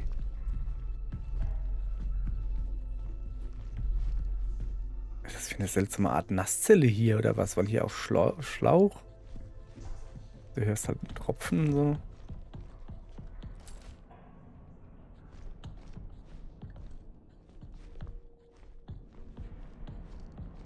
Bin ich denn hergekommen? Hier, glaube ich, oder? Ja, von hier bin ich hergekommen. Ich muss mich mal ein bisschen orientieren hier. Es ist sehr weitläufig.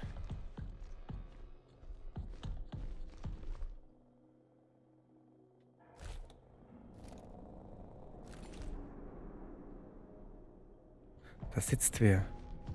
Aber da sind so Pflanzen dran.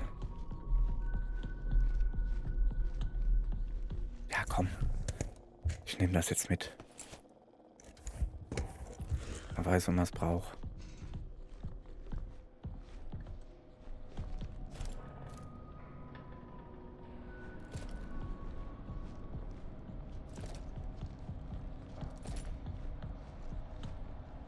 Hier sind lauter von diesen Modulen. Ist da irgendwo Sicherheitsmodul 3 oder so vielleicht?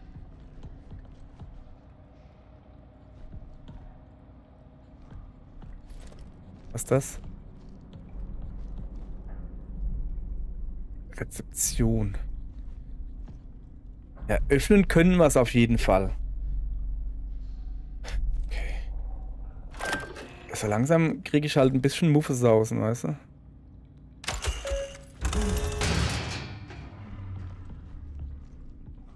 So. Okay. Also die beiden Türen führen beide hierher, alles klar.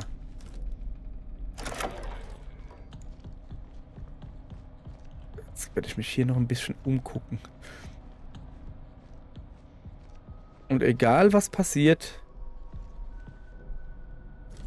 wir müssen dran denken, wir müssen das Archiv wieder online bringen.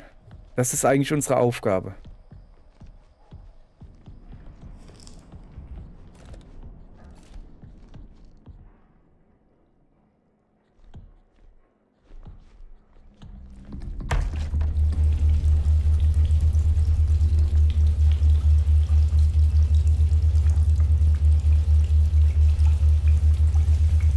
Systeme. Okay, weiß ich wenigstens, wo das ist. Ja, hört man ja auch schon, dass hier ein starkes magnetisches Feld ist. Mal wieder meine Kamera mal wieder beruhigen hier. Okay, was ist das für eine Tür? Echographie. Der Pfad. Ist das, der, wie haben es genannt, Tunnel oder so? Also The Path? Wie haben sie auf Deutsch gesagt? Oh, ich weiß es nicht mehr. Ist es das, was sie meinen?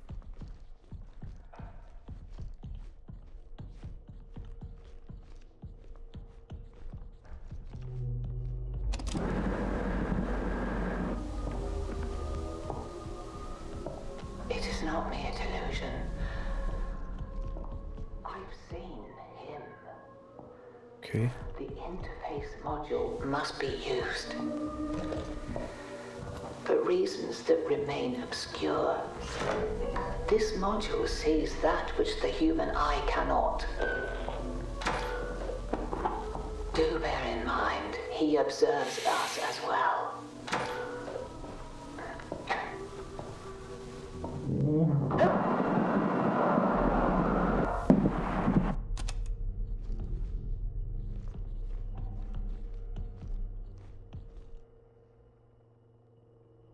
Vorwurfsbericht, neues Exemplar.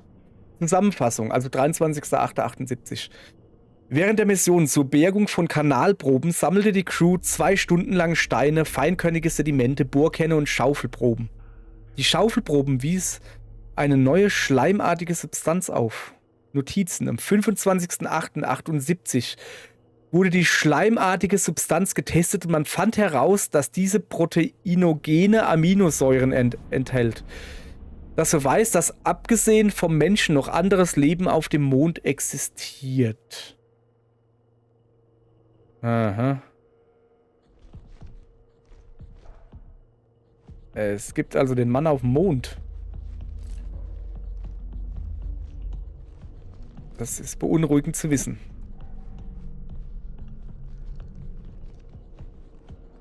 So, ich habe gerade keine genaue Ahnung, wo wir sind. Irgendwo müsste dieser Körper liegen.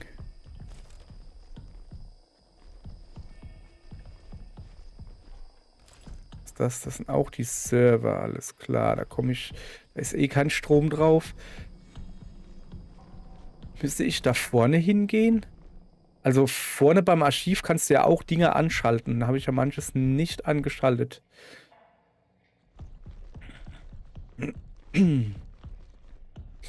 Ich habe mal wieder keine Ahnung, wo ich gerade bin.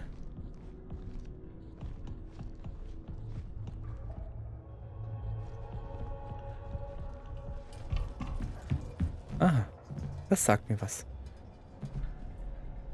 Aufzug zu den Servern, Tür zu den Systemen, Stift 02. Komme ich, glaube ich, eh nicht rein. Tür zur Bildgebung 2. Ich habe keine Ahnung, was das ist. Das aktivieren wir jetzt einfach. Tür zu den Systemen. Und dann machen wir das noch an. Eigentlich könnten wir alles anmachen, oder?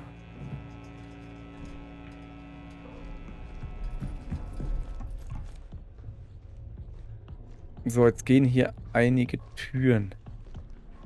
Zum Beispiel die zu den Servern. Wenn ich sie nochmal finde.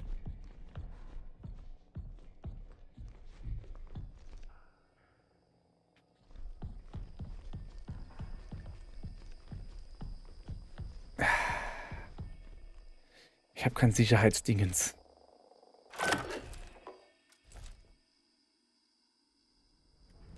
Ich habe kein Sicherheitsdingens. Halt. Gibt es hier noch andere Räume, die jetzt gehen? Sorry, dass ich jetzt hier so renne, aber...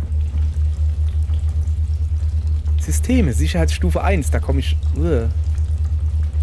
Junge. Äppeln hier, oder was? Ah, so wird das nix.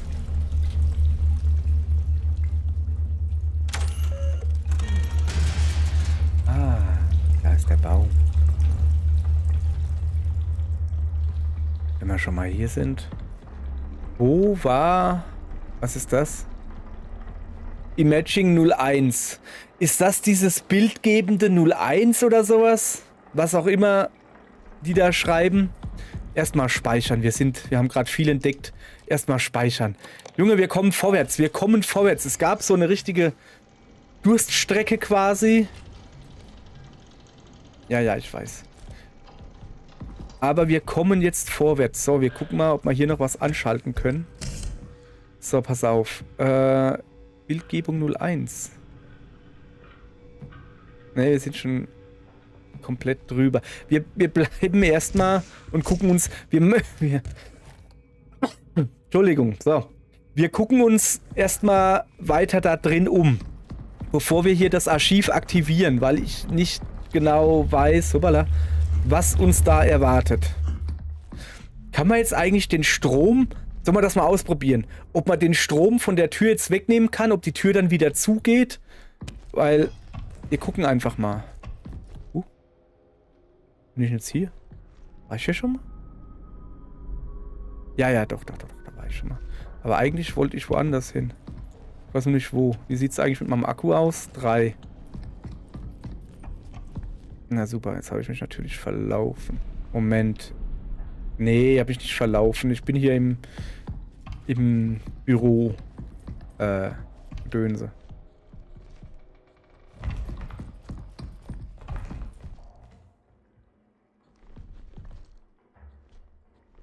Keine Ahnung, wo ich bin.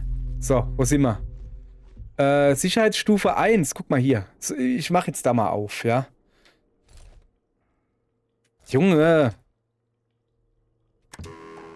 So. Auf geht's.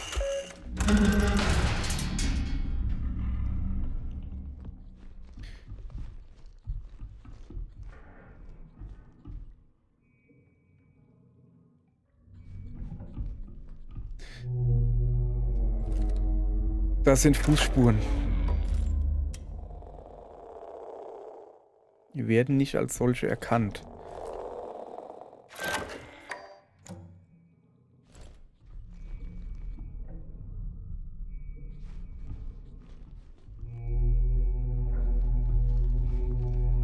sind wir hier?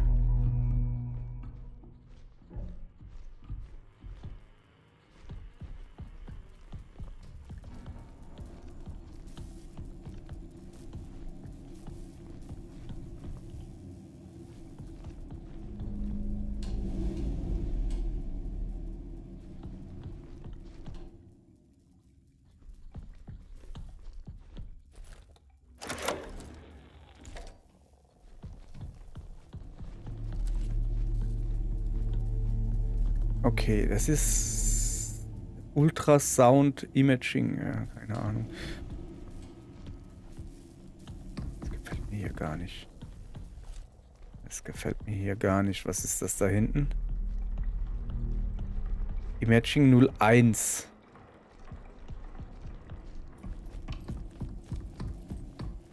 Bin mir auch noch nicht mal sicher, ob ich überhaupt rennen sollte.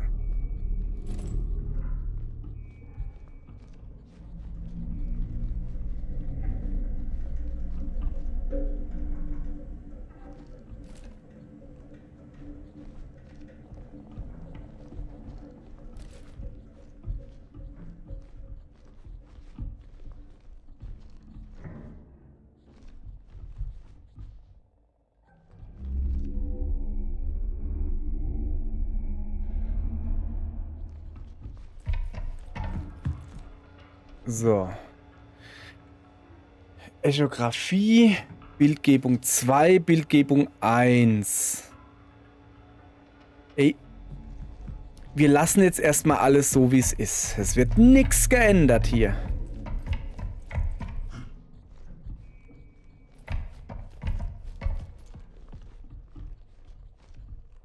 Das ist Imaging 2. Ja. Ich will mich hier noch ein bisschen umgucken. Ich habe hier noch nicht alles gesehen. Irgendwo ist hier noch die Frau. Oder ich weiß nicht, ob es eine Frau ist. Da war ein Körper. Irgendwo. Pass auf. Das ist Server. Server komme ich nicht rein. Da habe ich noch keine Zugrifferlaubnis. Irgendwo ist doch hier ein Monitor, wo ich das einstellen kann.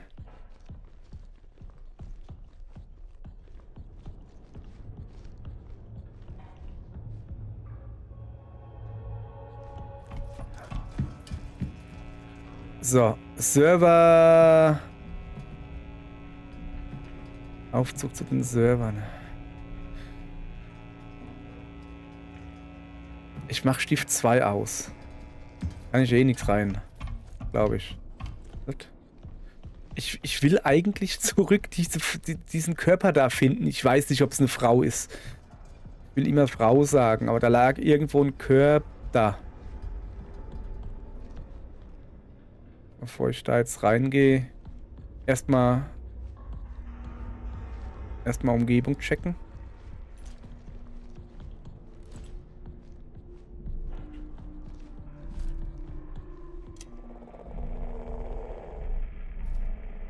Was ist das da?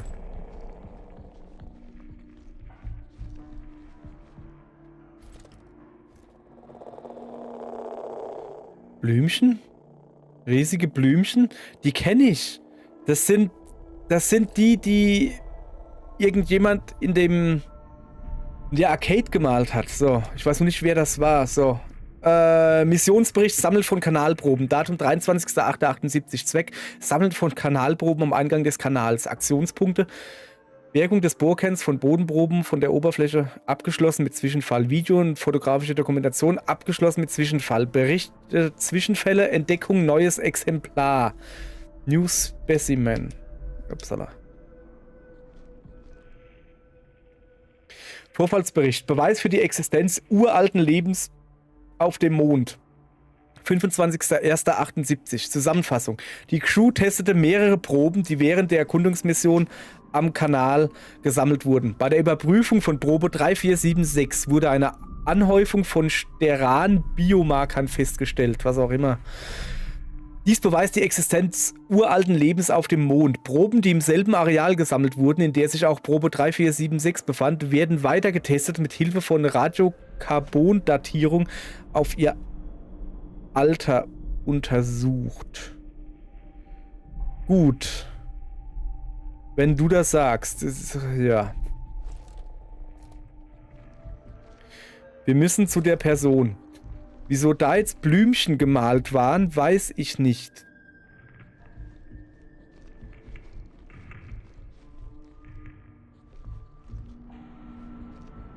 Ist hier also ein unsichtbares Wesen und wir können es sehen mit dem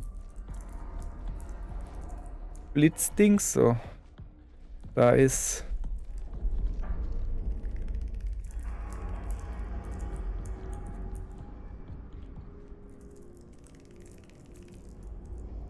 Die bewegen sich.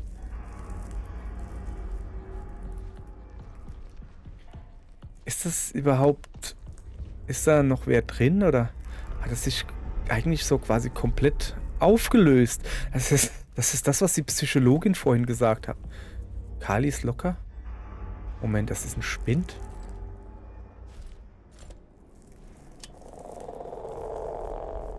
Was kommen, das sind doch Zahlen drauf. Da muss man doch irgendwie was eingegeben haben. So, was haben wir hier? Kalis Terminal, Tagebuch.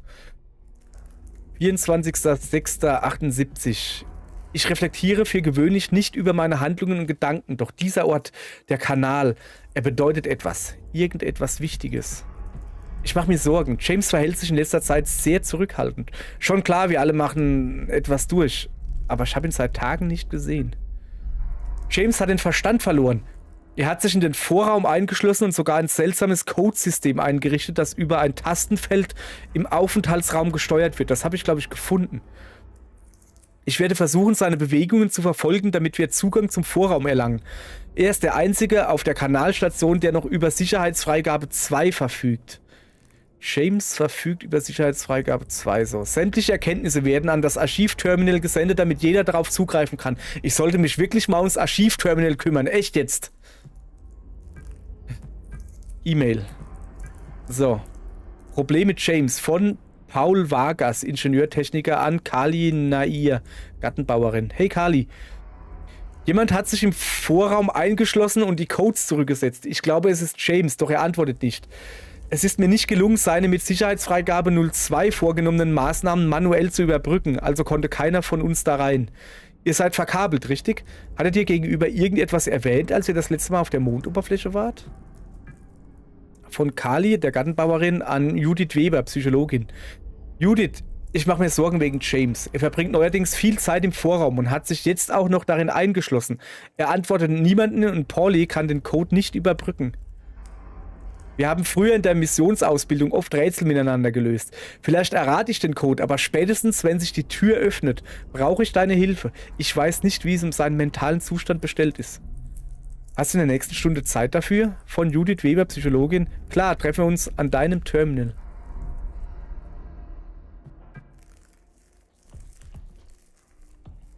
Das, also hier haben sie sich getroffen. Ist das Judith? Ist das James? Ist das Kali oder wie sie heißt? Schwer zu sagen. So. Es bringt alles nichts. Wir müssen... Warte.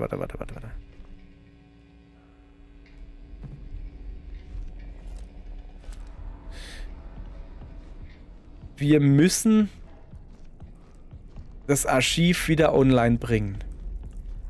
Wenn ich es finde. Pass auf. Ja, oh, das ist hier so verklinkert. Okay, ich glaube... Jetzt sind wir in... Ja, da ist die Rezeption oder wie auch immer das nennt. So.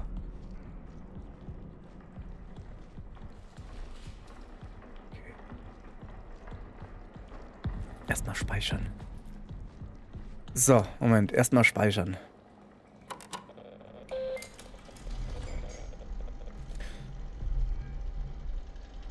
Ja, speichern. Gucken, ob die Aufgabe schon...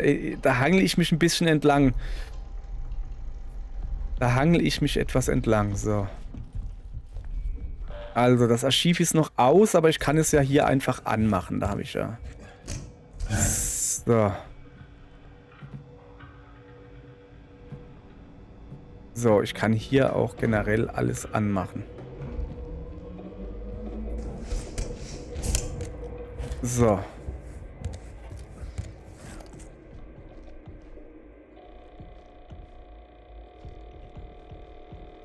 Ja, ja. Jetzt pass auf. So. Ist da drüben noch eine Tür gerade aktiviert? Hier. Sicherheitsstufe 1, die dürfte ich öffnen können.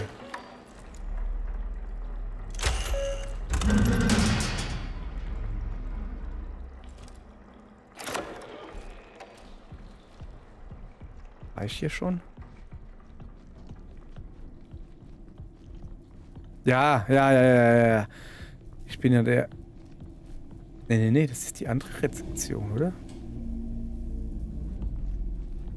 Das ist diese andere Rezeption. Sorry, eigentlich sollte das ein Huster sein. Ja, so ungefähr. Das ist die andere Rezeption. Jetzt nicht verlaufen. Nicht verlaufen, guter Mann. Also ich. So. Wir wollen da hinten das Archiv online bringen. Jetzt. Wir müssen hier irgendwann mal weiterkommen, ja? So, Neustart. Bitte warten. Sicherheitsinterface aktiv. Lüftungssysteme aktiv. Interface-Modul erforderlich. Aktivieren Sie den Sicherheitsinterface-Monitor.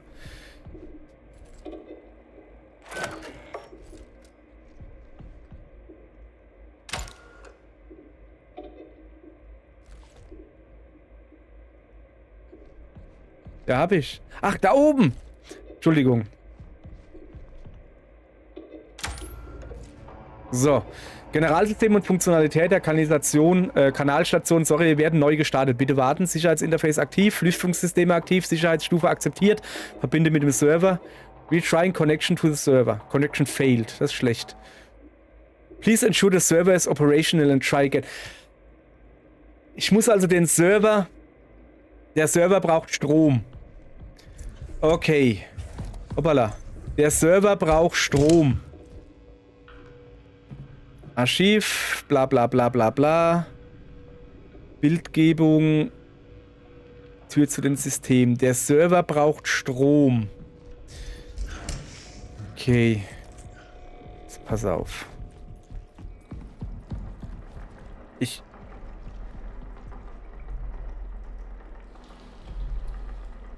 Kommt das ganze Wasser hierher? Pass auf, erstmal noch speichern. Sorry, aber speicher viel und speicher oft, denn Gefahr kommt unverhofft.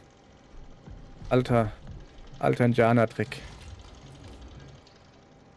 Ich muss die Server finden und einschalten, den Startvorgang des Archivs fortzusetzen. Ja, das weiß ich. Okay, wo waren die Server? Das ist kein Server.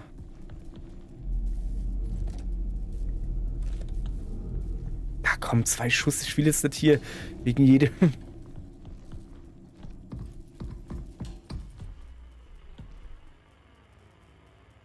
Server aktiv, Archiv Neustart. Ich muss also einfach jetzt erstmal nur die Server aktivieren.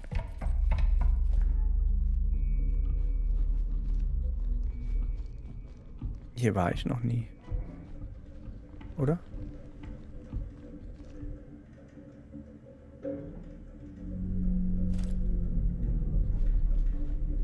Hier ist ja auch nichts.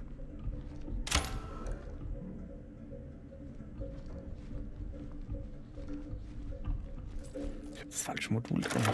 Ich dipp. Da ist nichts. Nochmal nichts fotografiert, so.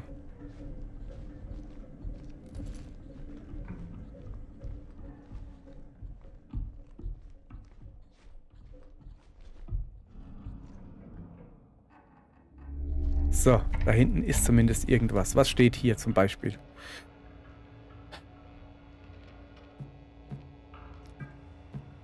Ich will wissen, was da drin ist. Echographie.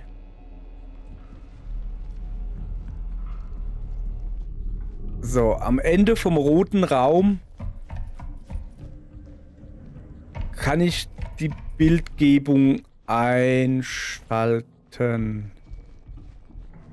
Was ist das da? Das ist Bildgebung 2. Okay, am Ende vom roten Raum kann ich wieder zurück. Am Ende vom roten Raum. Wo bin ich hier? Aha. Habe ich mich gerade in eine Sackgasse manövriert? Kann das sein?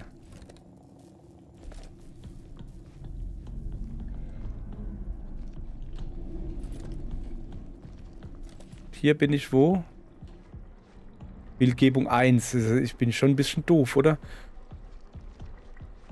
Ich habe den Zugang zu den Räumen da zugemacht. Was ist das? Ah! Ah. Sicherheitsstufe 3. Okay. Ich komme hier nicht weiter. Moment, ich muss mir aufschreiben, wo ich alles reinkomme, beziehungsweise wo ich nicht reinkomme. Also. Echographie braucht 3. Ich schreibe mir jetzt einfach auf, dass ich auch weiß, was kann ich bedenkenlos abschalten und was nicht. So, das war hier. Moment, das ist was? Imaging 2, das brauche ich.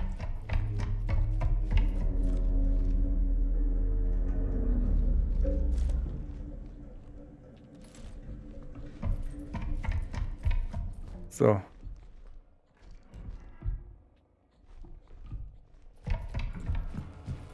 Also, Echographie brauche ich nicht. Bildgebung 1 und 2 brauche ich.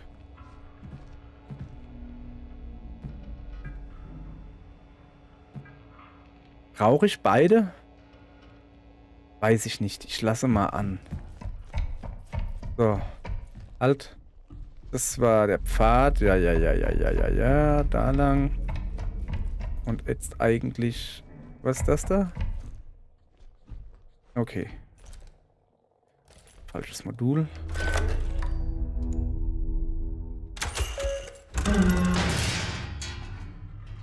Somit habe ich auch gerade gelernt, wenn die Tür auf ist, man gibt ihm keinen Strom, mir gehen die Tür natürlich wieder zu. Schade, aber so ist es.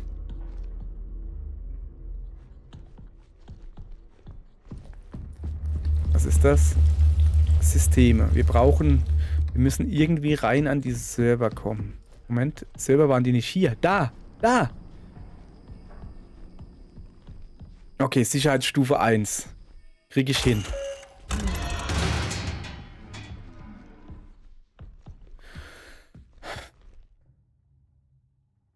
Der Aufzug zu den Servern geht nicht. Er hat keinen Strom. Oh. Elevator can be faulty. Give it a moment and try again. Okay, der Aufzug kann ein bisschen spinnen. Warte ein bisschen, probier nochmal. Ich habe gerade ein bisschen gewartet.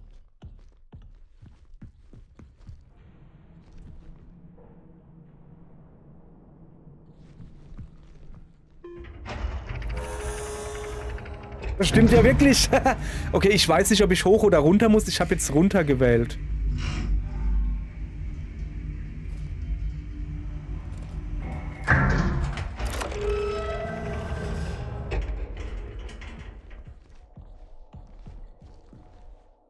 Wo bin ich?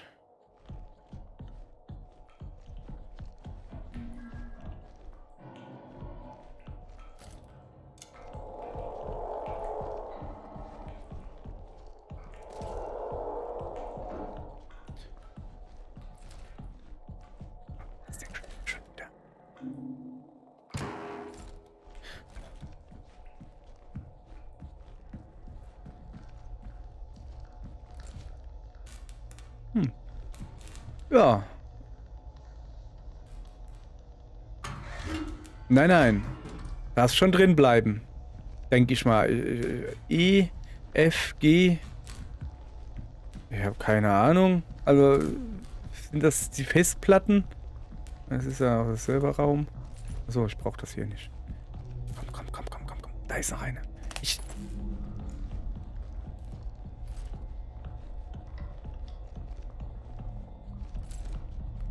Ich komme hier nicht durch. Ich dachte, das ist... Nee. Was ist da drin? Nix.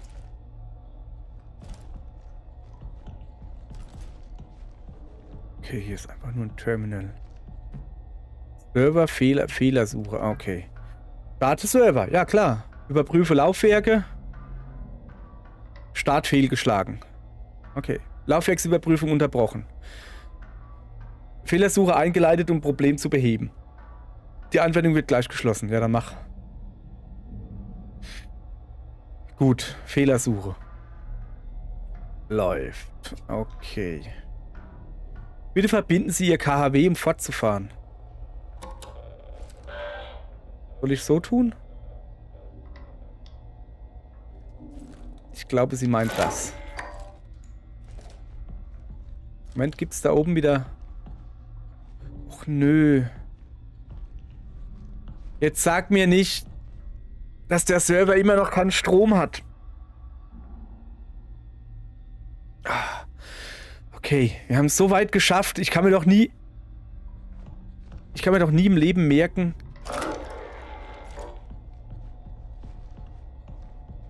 wie ich hier wieder hinkomme. Ich probiere es einfach nochmal so. Warum geht das nicht so? Oh, Fehlersuche läuft. Das war's doch. Ich war zu weit weg. Boah, ich wollte gerade losrennen. Und nochmal gucken. So. Bei der Fehlersuche wurden Fehler gefunden. Aha. Schaden an... Moment. I1. H3. I3. Und H4. I1 und I3. Bitte starten Sie die Anwendung neu, wenn alle Probleme behoben wurden. So, dann hab ich aber schon in der Backe. Das ist bestimmt voll eklig, mir dabei zuzugucken. So, I1. Und I3. Und H. H3.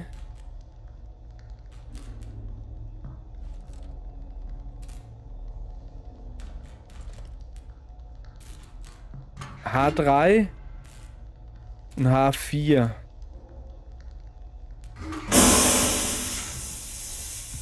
Ja, ist das schnell. Hör doch auf damit.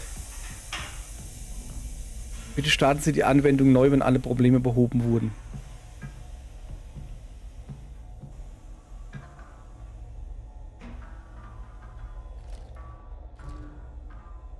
Start erfolgreich.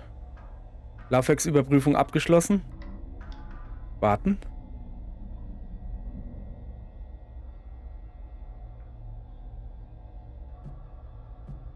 Die Startsequenz war erfolgreich. Bitte fahren Sie mit dem nächsten Schritt fort. Jo.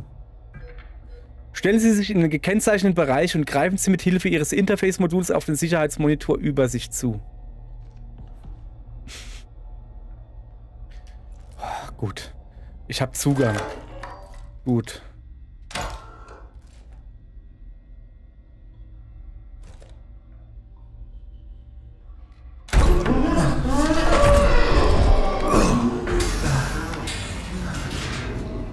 Was?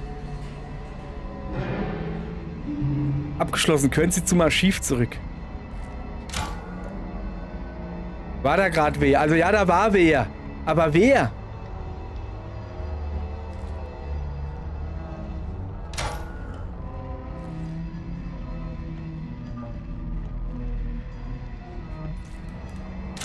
Er mag es nicht, geblitzdingst zu werden.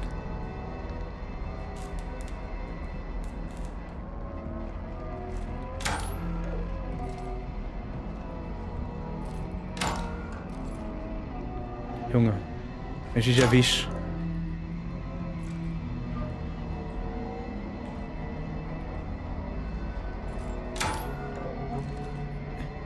Junge, ich hoffe, dass du siehst, wie ich hier gerade alles blitzdingse. Wie kann der hier weggekommen sein? Außer bloß der Aufzug geht wieder nicht mehr, doch.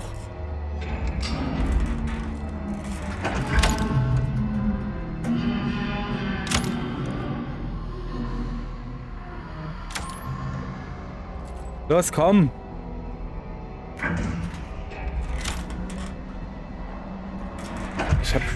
Fahr los, Aufzug!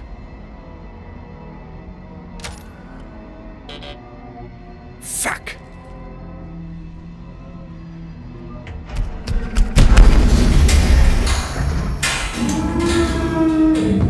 Oh, Mann. Mann, war das knapp. Habe ich irgendwelche? Ich habe keine Batterien mehr. Okay. Kann der Aufzüge benutzen? Komm. Irgendwo muss doch noch eine Batterie sein. Ich habe doch gar nicht so viel gebraucht. Da ist noch... Komm, gib mir doch eine Batterie. Mann. Ich habe irgendwie gerade Schiss.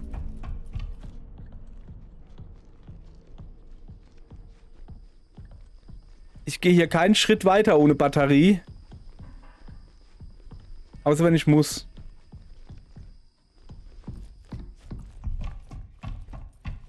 Ach komm, gib mir doch... Komm, da ist doch bestimmt irgendeine drin. Ja, komm.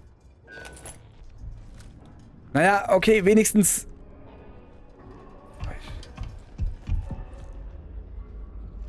Alter, vorhin lagen da 10.000 Batterien.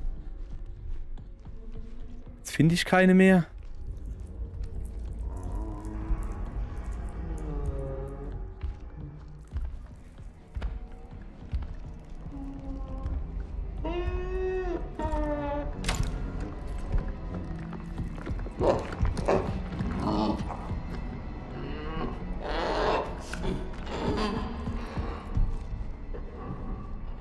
Keine Batterie.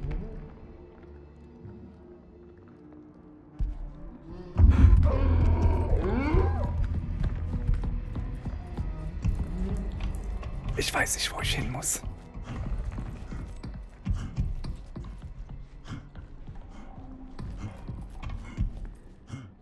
Ich weiß, wo ich hin muss.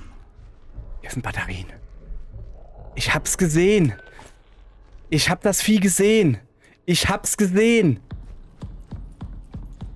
Es war nackig. Es war riesig und nackig.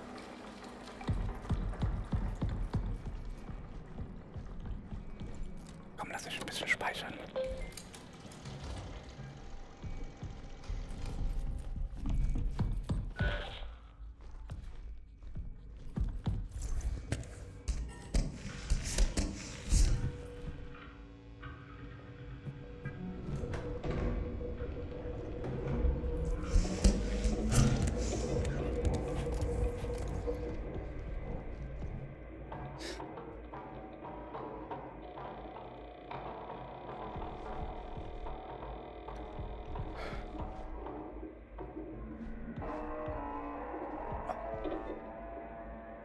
Fahr hoch.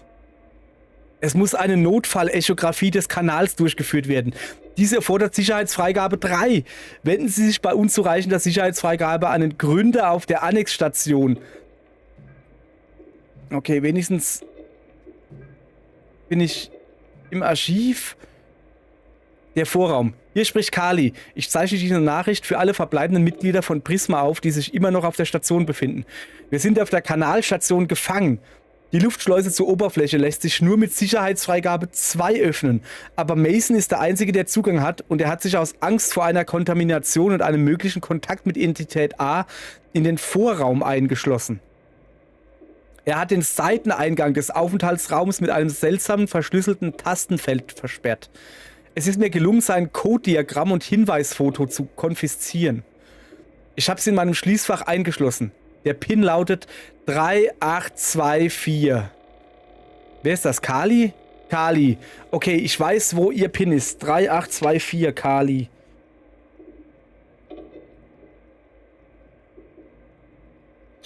Wer auch immer das liest, entschlüssele Masons Code und beschaffe seine ID. Nur so können wir unsere Sicherheitsfreigabe erhöhen und zur Annex zurückkehren. Der Gründer braucht uns. Okay, also ich brauche Sicherheitsfreigabe 2, um zur Annex zurückzukehren. Aber zur Annex brauche ich Sicherheitsfreigabe 3. Ich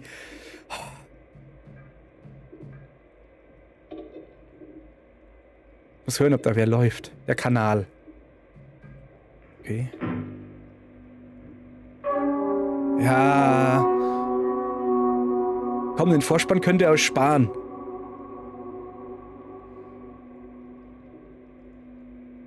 Dokument Bereichsaufnahmen Kanal. Bereichsaufnahmen? Was auch immer.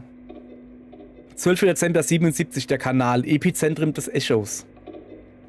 Die Erkundung des Kanals wurde über 4 Stunden video- und fotografisch aufgenommen. Das habe ich gelesen vorhin. Ist jetzt das Video davon oder ein Video davon? Bei der Sichtung der Aufnahmen wurden erhebliche Interferenzen festgestellt, die den Großteil der Daten unbrauchbar machen. Ey, ich brauche das jetzt nicht als Video, das habe ich schon ausgedruckt gelesen. Von den fast 4 Stunden, die aufgezeichnet wurden, waren ungefähr 30 bis 40 Sekunden zumindest teilweise verwertbar. Aha.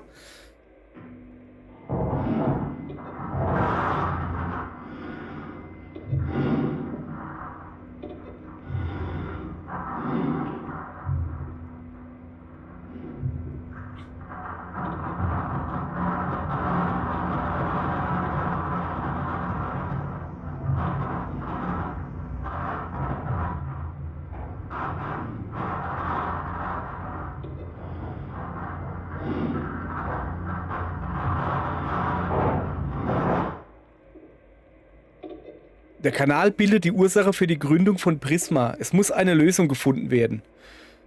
Was ist denn jetzt das Prisma? Und was ist Annex? Und wer ist der Gründer? Und was ist das überhaupt? Mir platzt gleich der Kopf.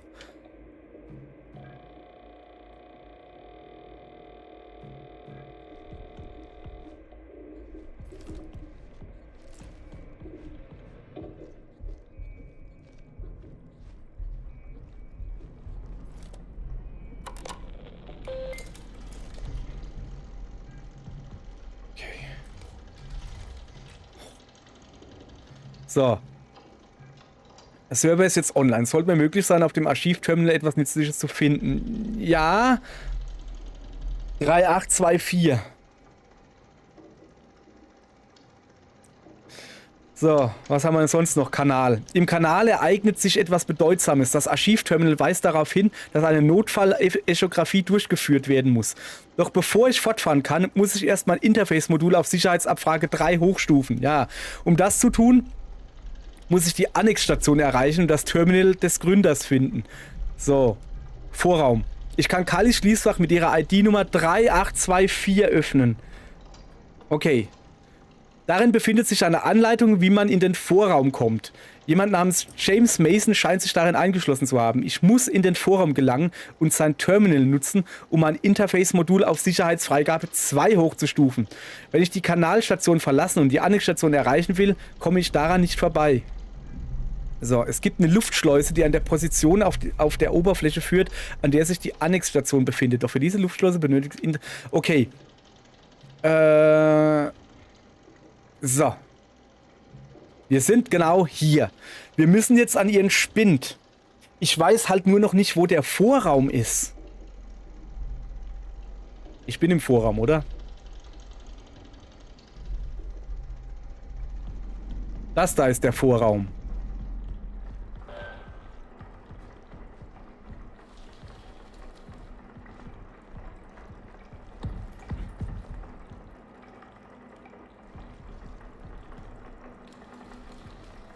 Bin mir nicht sicher, ob das eine gute Idee ist, hier die Türen aufzumachen. Weil ich habe doch hier alles.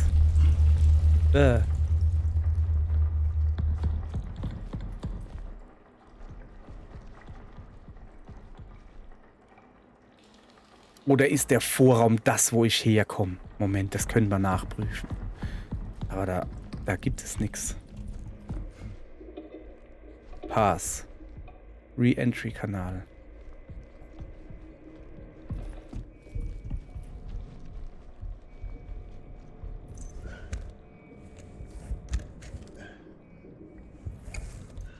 Es führt nichts dran vorbei. Ich muss in die 382... ich muss zurück zu dem Spind von Kali. Ist das nicht die Göttin der... irgendwas von Tempel des Todes? Egal. So, stimmt.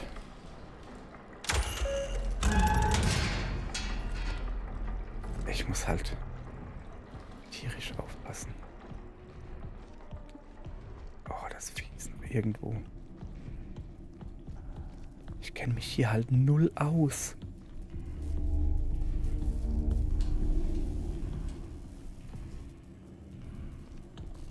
Ich höre es hier laufen.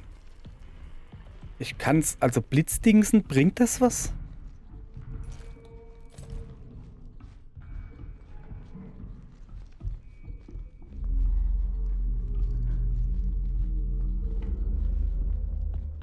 Da, wo dieser Körper liegt. Da muss ich hin.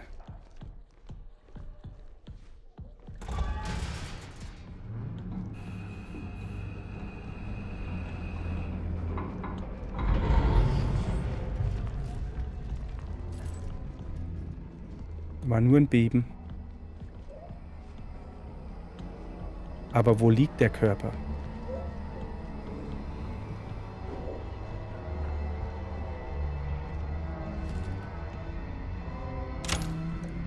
Siehst du, wer da sitzt? Siehst du, wer da sitzt?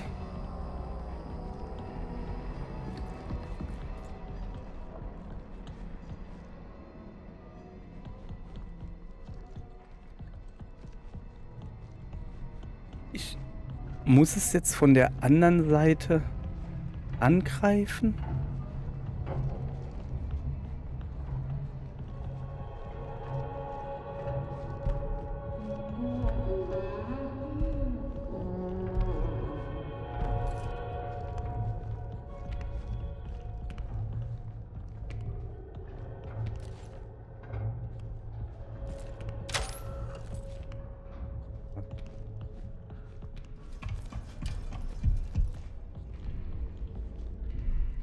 Drei, 8, 2, 4.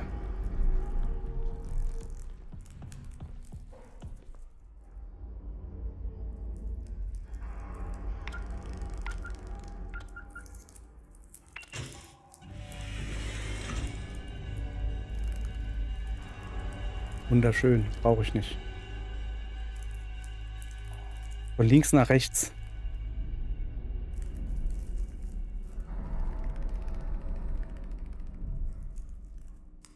Sieben, 9, 1, 2, 3.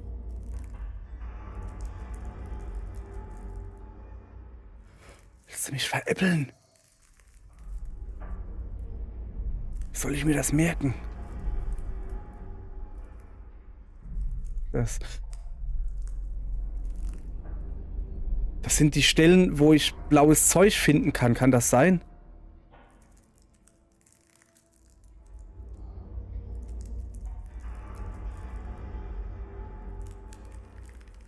Das ist der Bücherraum. Das ist genau... Das ist die Innenseite von der Rezeption. Das ist der Baum.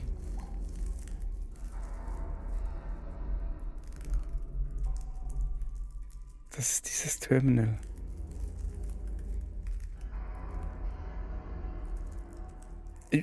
Ich hab keine Ahnung, was mir das sagt.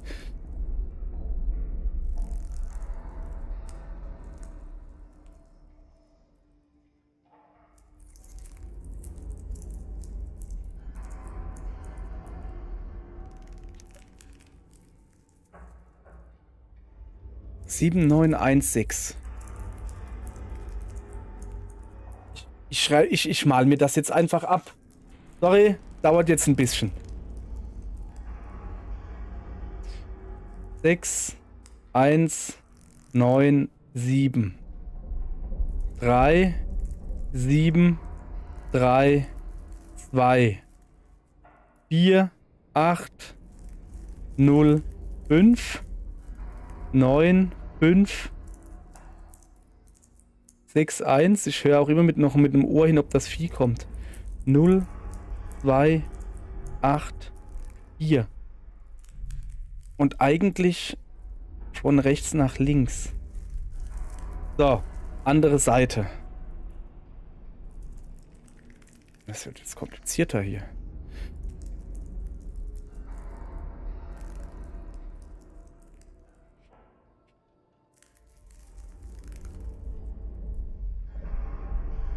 Es sind auch im Hintergrund so grüne Dingense zu sehen. Moment.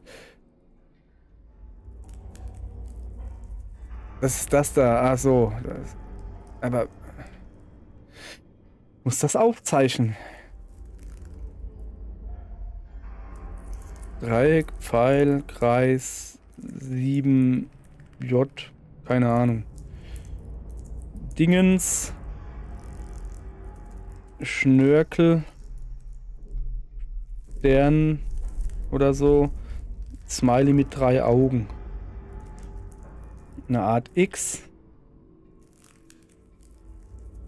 VA mit Striche drin. Ein schiefer Kamm. Und ein richtiges X. Kreis mit... Hör ich's kommen? Y. Dreieck. Plus. Eckiger Schnörkel. Naja. Raute.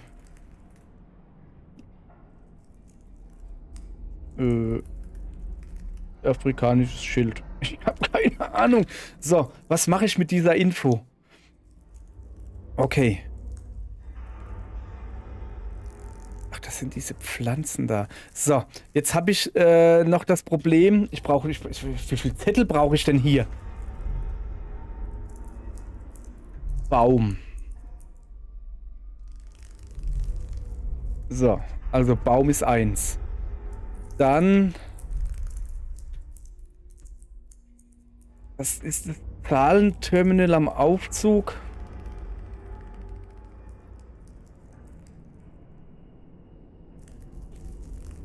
Zahlenterminal haptisch. Ich war da, ich weiß aber nicht mehr, wo es ist. Und dann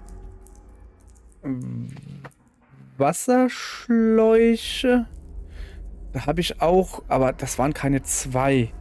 Ich schreibe mal 2 Wasserschläuche. Okay. Und hier jetzt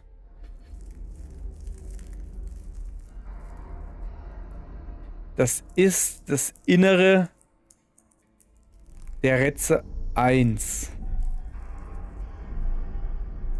Rätze 1 nenne ich das, weiß ich, was ich meine. Innen Blick auf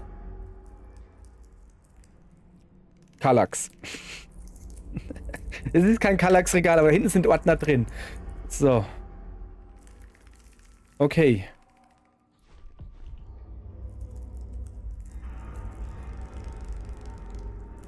Das war der einfache Part. Ich habe noch keine Ahnung, was mir das Ganze hier sagen will. So, also ich muss jetzt irgendwo zu den Fotos hin, denke ich.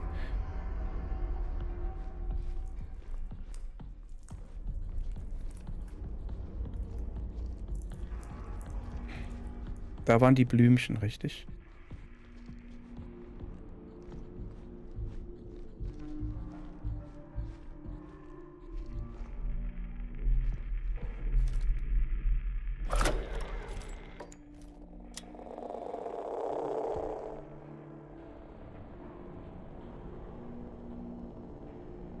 Da waren die Blumen, aber ich habe keine Ahnung.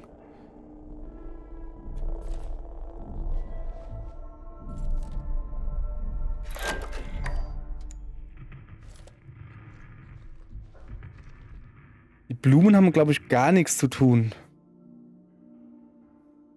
Baum. Ich glaube, ich gehe mal zurück an den Baum. Den finde ich auf jeden Fall.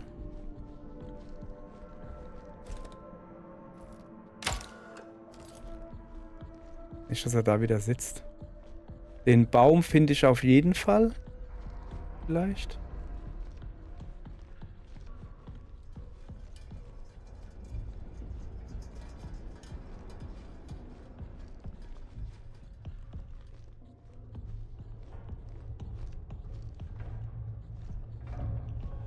Ich habe keine Ahnung, wie ich mich hier zurechtfinden soll.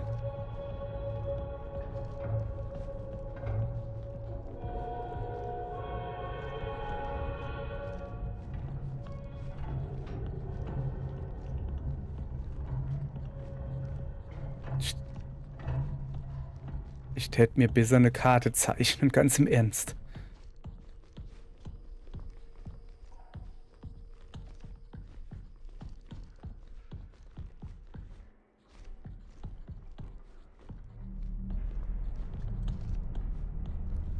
bringt nichts.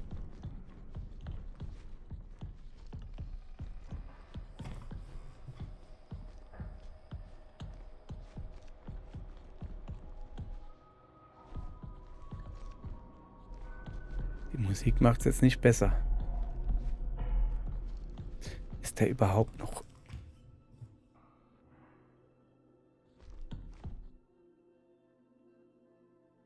Der Nebel da drüben. Ist der überhaupt noch hier?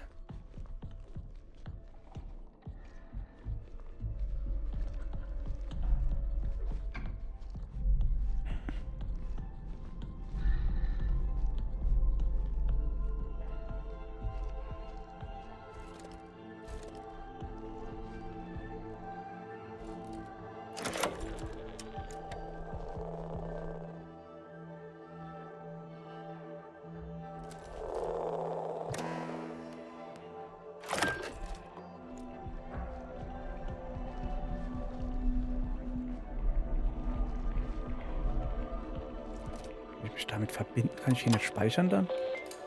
Ich kann. Sehr gut. Okay. Lass mal kurz gucken, ob wir schon weitergekommen sind. Okay, auf den Fotos in Cullys Schließfach sind 4 Orte zu sehen, an denen die verborgenen Symbole geschrieben stehen. Vielleicht kann man das Ultrasicht, das habe ich mir schon gedacht. Mit Hilfe der Anleitung in Cullys Schließfach kann ich die Symbole dechiffrieren und erhalte einen Code, den ich auf einem Tastenfeld im Badezimmer eingeben kann, um in den hinteren Bereich des Vorraums zu gelangen. Hoppala.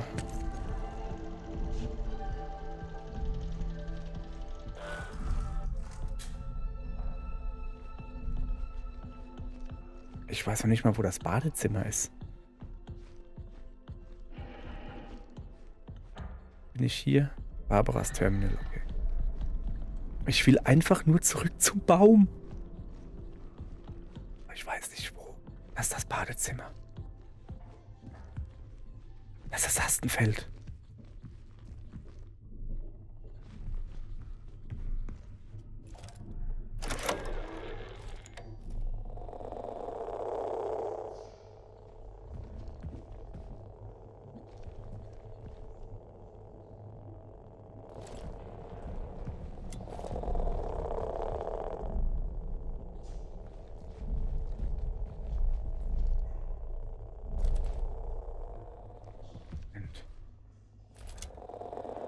Also da war dieses 7J war da. Ich muss mir auf jeden Fall... Nächster Zettel. Junge, das ist hier voll die Zettelarsch. Also 7J.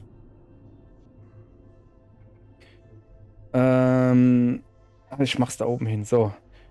Zahlenterminal haptisch ist ein 7J. Ne? Und ein 7J ist eine 6. Ist gleich 6. So. 2 Dinger noch. Ja, nee, das ist in Ordnung.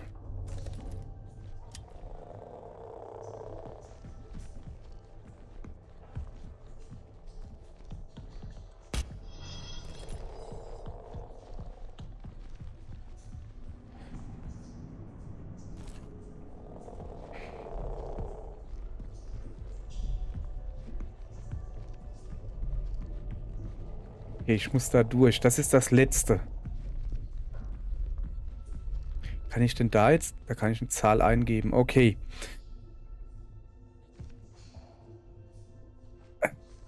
Der Bereich da. Da durchs Tor.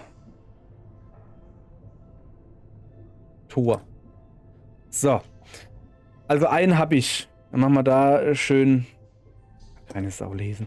Ich muss jetzt noch zum Baum. Ich würde so gern einfach zum Baum. Und dann 2 Wasserschläuche und die Rätze innen. Also Baum und Rätze innen finde ich eher noch.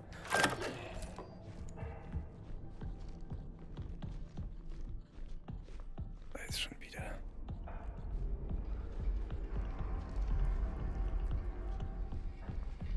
Ich weiß, dass ich hier komplett falsch bin, aber...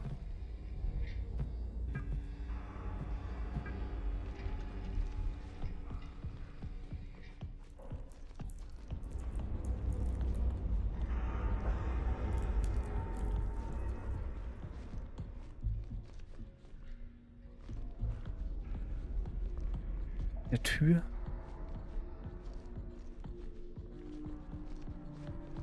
Das ist da, wo die Blume an der Wand ist, ja. Aber war hier nicht eine Tür? Nicht rennen. Nicht rennen. Da war doch irgendwo eben eine Tür, die ich jetzt hiermit eigentlich aufgemacht habe, mit dem, was ich gerade gemacht habe. Bin ich mir relativ sicher.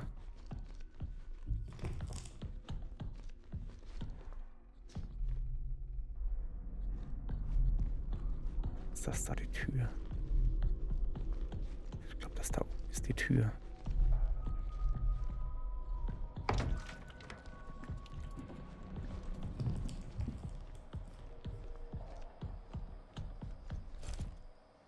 Bin bewaffnet.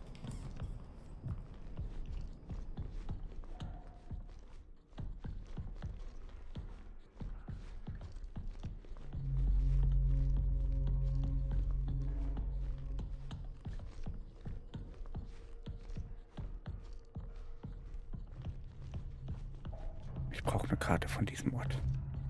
Das gibt's doch nicht. Okay, hier ist die große Glasbaustelle.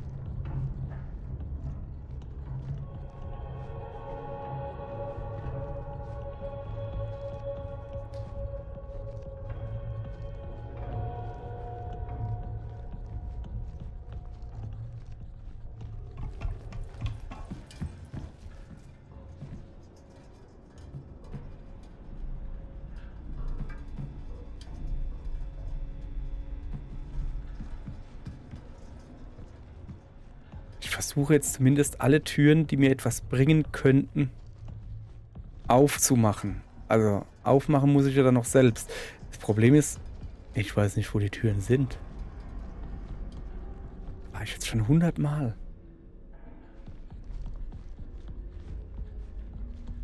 Nein, da ist nichts da hinten.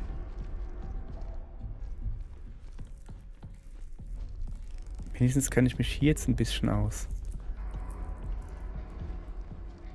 Da war ich schon. Moment, knipst da einer wieder aus? Nee. Nee, die sind noch aktiv. Oh, da sind noch genug. Ich lasse die Akkus lieber liegen, wenn ich sie nicht brauche. Ich meine, jetzt ist er eh voll. Aber wie man ja gesehen hat, das geht recht flott. Beim Knipsen.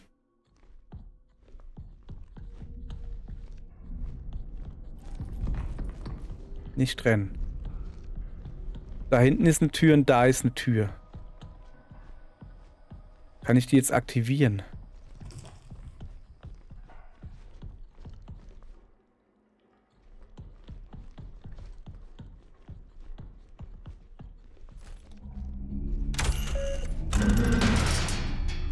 Okay, das ist der rote...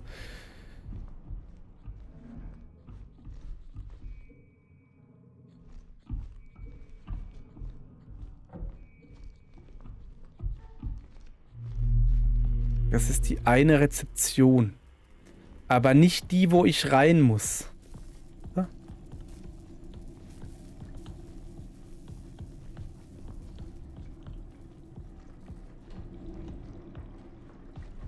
Da habe ich doch aufgemacht, oder? Okay. Scheinbar nicht. Aber ich kann ja trotzdem mal probieren.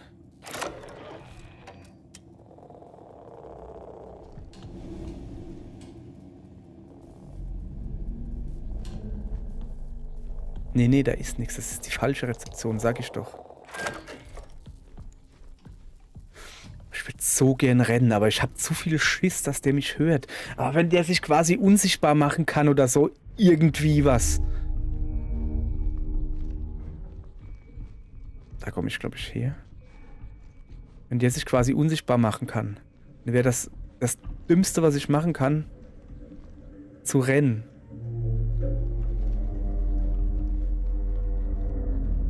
Links ist irgendein Raum, wo ich Schalter umlegen kann. Okay, dann halt rechts.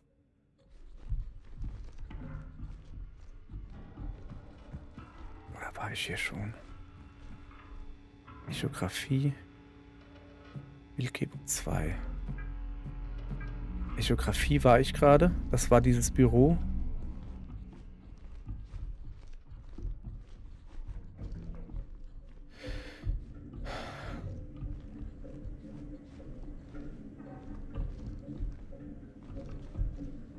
Ich hab schon wieder vergessen, wo ich bin.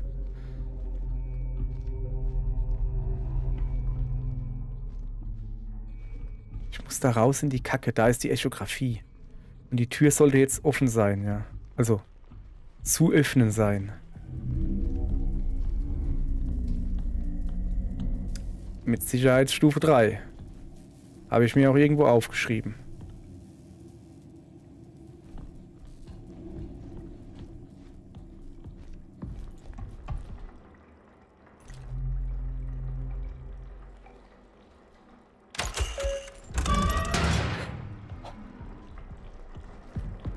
Okay. Erstmal speichern. Erstmal speichern. Ja, komm her. Erstmal speichern. Erstmal speichern. Junge, macht mich das Spiel fertig hier. So. Jetzt suchen wir die Zahl vom Baum. Ich weiß nur nicht, das war schon irgendwie da oben drauf. Da ist eine Zahl. Ein Asterisks.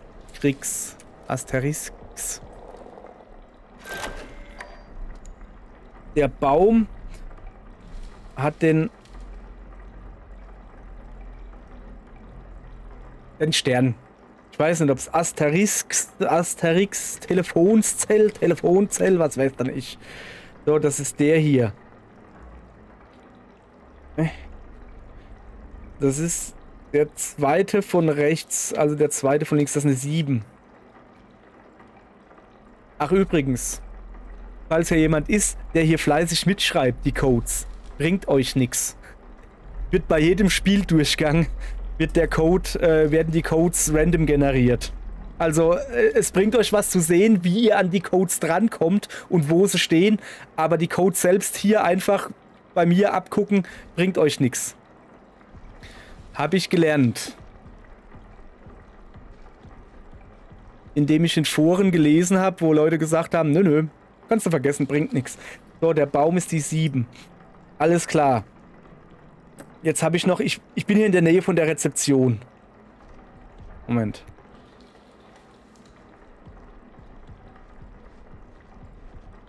Das hier ist die Rezeption.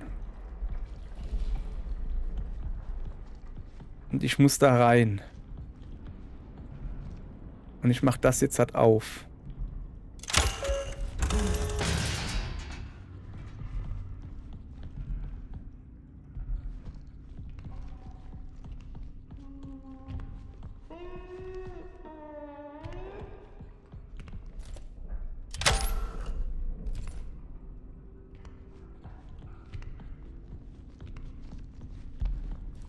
Habe ich ihm die Tür aufgemacht?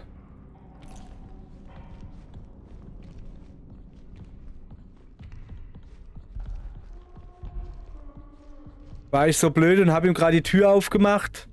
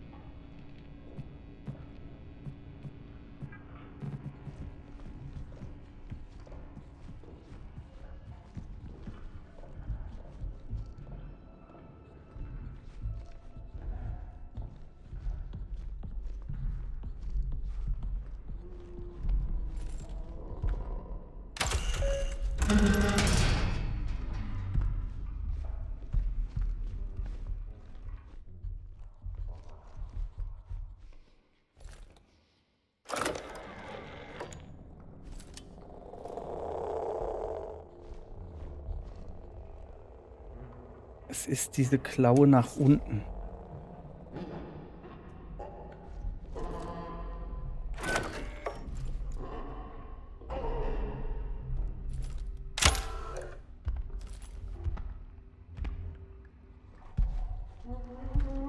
Da ist er. Das ist eine Tonne. Hab ich dich.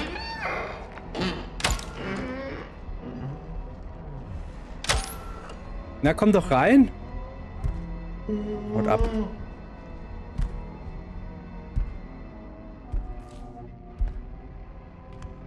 Alter. Okay. Ich muss hier mal was aufschreiben. Also, das ist diese Klaue nach unten. Klaue nach unten, Klaue nach unten, Klaue nach unten. Das ist das da. Es ist eine 2. Also, das ist... So. Wo sind wir hier? Retze 1. So. Kallax. So, dass diese Klaue nach unten ist gleich 2.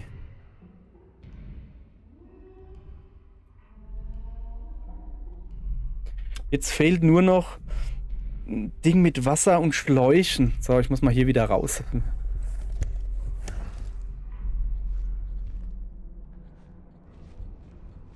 Vielleicht könnten wir es aber auch hinkriegen. Das wäre halt Hardcore Jailbreaking quasi. Wenn wir das hinkriegen würden. Also ich weiß ja noch nicht mal die Reihenfolge der Zahlen, ne? Ich weiß nicht, welches das erste ist. Geht's im Uhrzeigersinn, also welches von den Bildern, ne?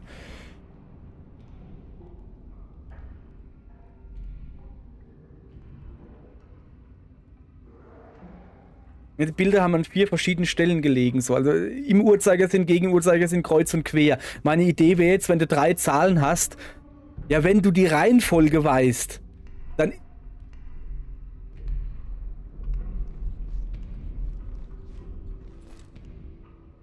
dann ist es nicht schwer,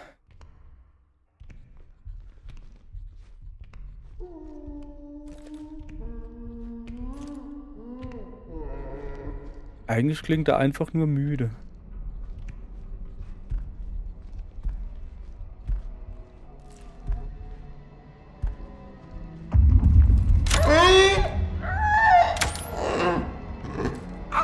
Verpiss dich!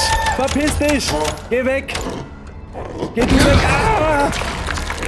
Der beißt mir in den Hals!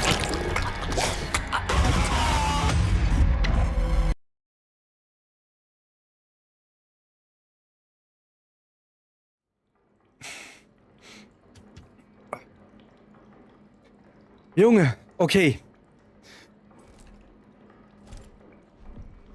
Erstmal speichern. Ich hoffe und bete zu den heiligen Entwicklern.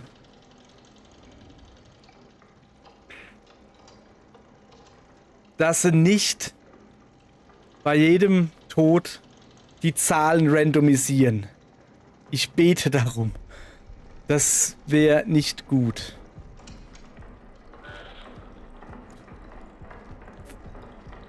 Okay, also er...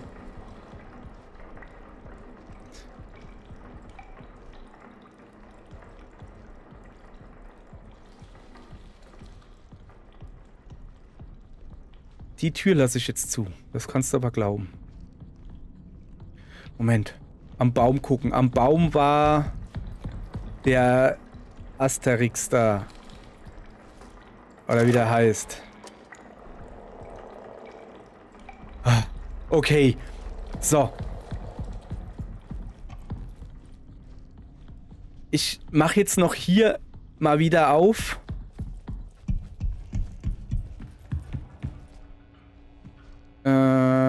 Rezeption. Die Tür da drüben, die lasse ich mal schön zu, ja?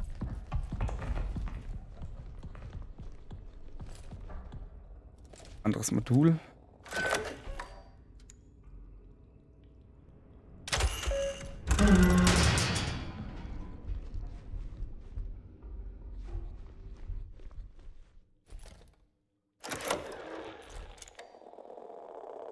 So, okay. Hier, das ist dieser Grenze. Okay, die Zahlen bleiben also bestehen. Die Zahlen bleiben bestehen. Oh. Ich habe eben gedacht, wenn ich das alles nochmal machen muss. So. Es fehlt mir... Moment. Auf dem Zettel stand drauf, zu lesen, rechts nach links.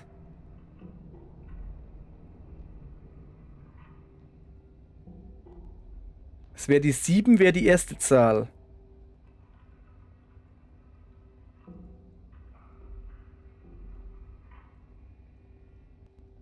Da ist noch eine 7.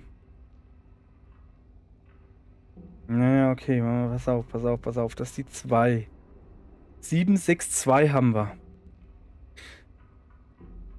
7, 2, 6.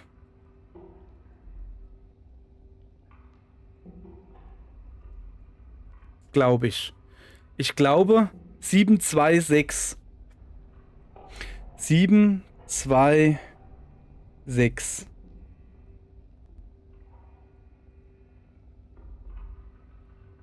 Von rechts nach links. Das ist hier, seht ihr das? Da drüben sind auch die Dinge aufgemalt. Das, was ich gesehen habe, ja. Und da stand ja zu lesen von rechts nach links. In der obersten Zahlenreihe ist eine 7, 9, ein noch was. In der zweiten Zahlenreihe ist eine 2. Ich weiß halt nicht, ob man die oberste Zahlenreihe von rechts nach links liest. Ja. Aber liest du vielleicht die erste Zahlenreihe senkrecht? Und dann gehst du nach rechts, nach links zur nächsten? Dann wäre... Das ist auch falsch. Okay, kapiere ich selbst nicht. Also ich bin bei 7, 2, 6. Und dann fehlt mir eine Zahl. 7, 2, 6. Ich glaube, damit lässt sich was anfangen. 7, 2, 6. Pass auf. Meine Idee ist, ich brute-force das jetzt. Ich hoffe, dass es stimmt, meine Vermutung, dass es 726 ist. Dann könnte ich nämlich jetzt in das Räumchen gehen.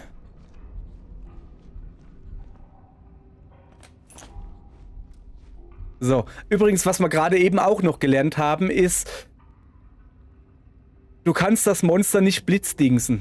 Das hilft dir nix. Das hilft dir einfach nix. Du musst dich wirklich verstecken und abhauen. Du kannst es aber dadurch sehen. Also dadurch nicht. Aber dadurch. Dadurch kannst du es sehen. Das ist das Einzige, was hilft. Ob man es vielleicht elektroschocken kann? Möglich. Weiß ich nicht. Okay. Fest steht, wir müssen jetzt zurück zu dem... Ich hab's ja haptisches Terminal oder so genannt, ja? Und wie kommen wir da am besten hin? Weiß ich nicht. Zum System.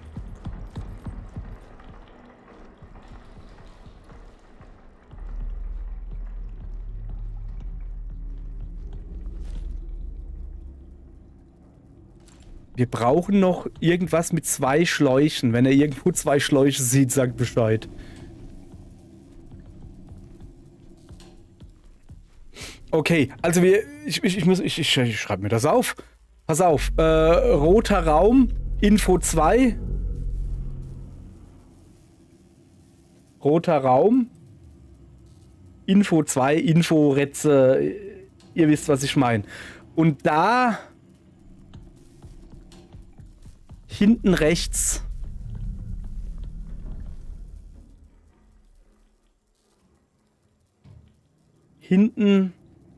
rechts, das ist Bildnis 2 oder so heißt das, gell? Imaging 01. So, die Tür. Da merke ich mir, also so komme ich zum Baum. So komme ich zum Baum. Wo ich auch eigentlich gar nicht mehr hin muss. Sag's ja nur.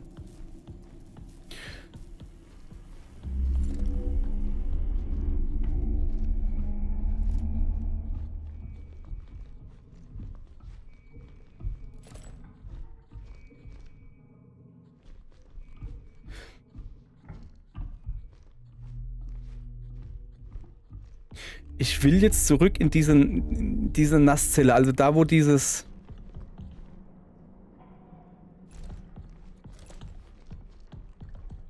haptische Terminal war. Das sind die 2 Schläuche.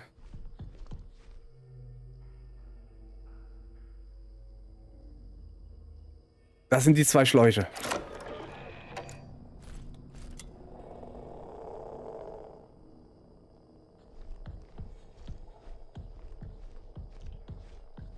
Das ist ein Kringel. Moment. Ein Kringel, der links anfängt und im Uhrzeigersinn geht. Das ist der da. 2 davon links, 2 davon rechts. Das ist die 8. 7, 2, 6, 8. Okay. Jetzt brauche ich nur noch die Nasszelle. Wo war die?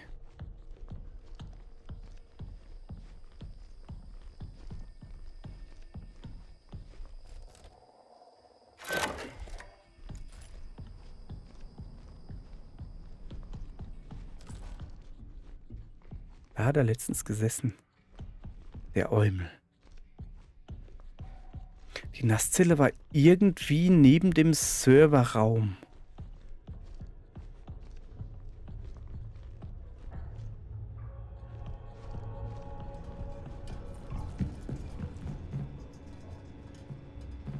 Ich lasse das alles so, wie es ist.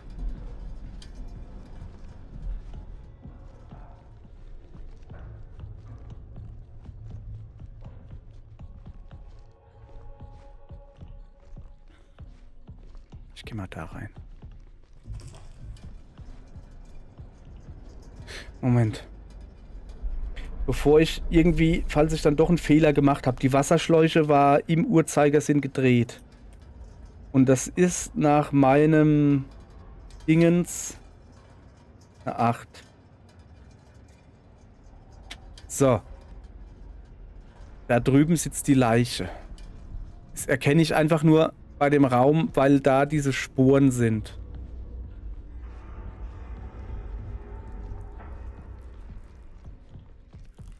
Und jetzt ist hier der Aufzug gewesen und ich glaube, dass da vorne links die Nasszelle ist. Ne, hier. Okay. Jetzt gucken wir. 7, 2, 6, 8. Komm.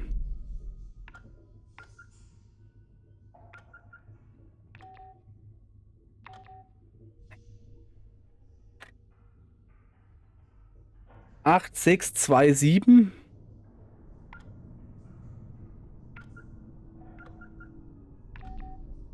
Moment. 8, 6, 2. Die 7 stimmt nicht. Nein.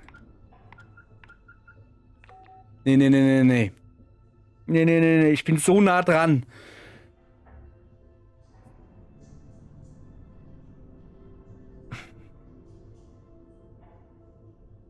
Es könnte halt alles sein.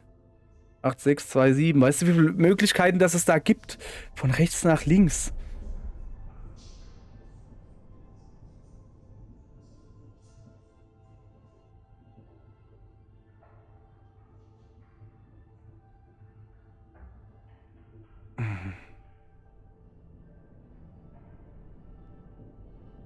Ich verstehe diesen Hinweis nicht, von rechts nach links zu lesen. Aber dieses von rechts nach links zu lesen stand ja nur bei dem mit diesen Icons da. Auf der anderen Seite war es dann von links nach rechts.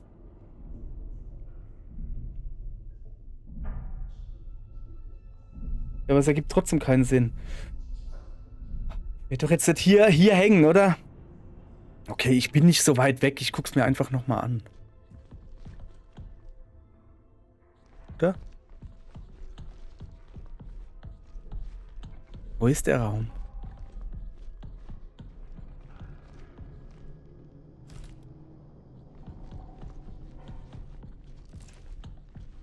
Da drüben.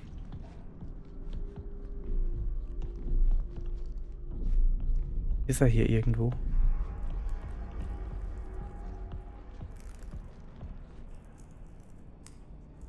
Also, links nach rechts.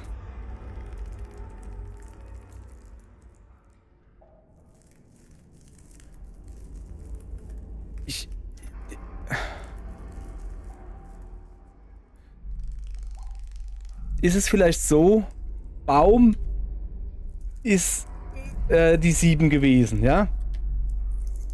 Dann, was ist das? Dieses Terminal war die 6. Okay. Und jetzt wieder links nach rechts. Das sind die Schläuche an die 8. Moment.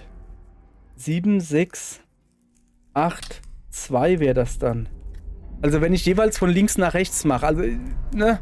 Links, rechts, links, rechts. 7, 6, das sind die Schläuche, das ist die 8 und das ist die Rezeption innen. Das ist die 2. 7, 6, 8, 2. Wo war denn jetzt der Nassraum schon wieder? War doch hier, oder? Oh Mann, bin ich schlecht da. Okay, ich muss einfach nur raus und dann nach links. 7, 6, 8, 2. 7, 6, 8, 2.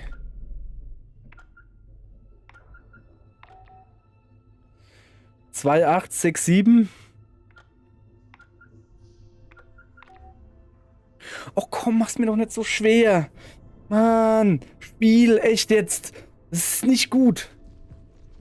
Nochmal gucken gehen. Weißt du, wie viel tausend, na nicht, aber wie viele Möglichkeiten das es geben würde, wenn du diese Bilder so legst. Weißt du, die hat da so rein eingezeichnet, aber nur vertikal.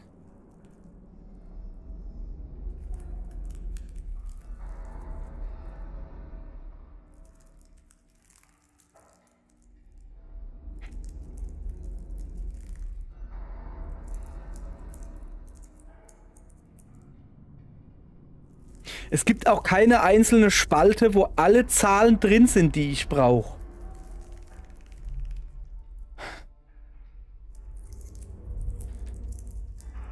Es hängt halt wirklich an diesen blöden Fotos, wie sie die hingelegt hat.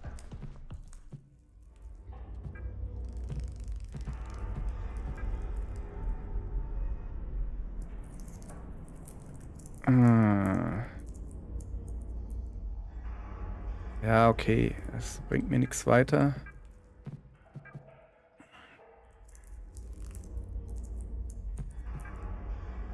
Wir haben früher Code öffnet. Bringt mich das irgendwie weiter? Nee, ne?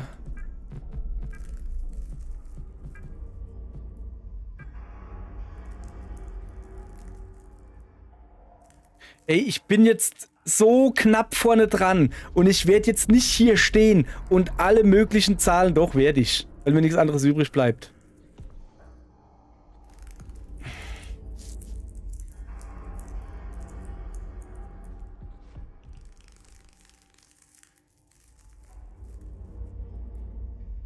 Okay, das nächste ist von oben nach unten. Also 7, 8, das oben rechts ist die 6 und dann die 2. 7, 8, 6, 2. Probieren was, wie komme ich jetzt wieder hin? Ich glaube da, gell? Oder? Ja, 7, 8, 6, 2. Ey, komm, letzter Versuch. Also 7, 8, 6, 2 und dann eventuell nochmal rumdrehen.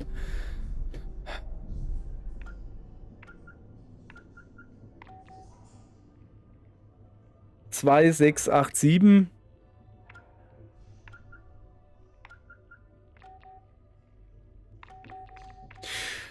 Gib mir doch einen Hinweis, Mann. Wie rum? Wie rum, Larum? Nein, nicht das. Das da will ich. Gibt's hier denn kein...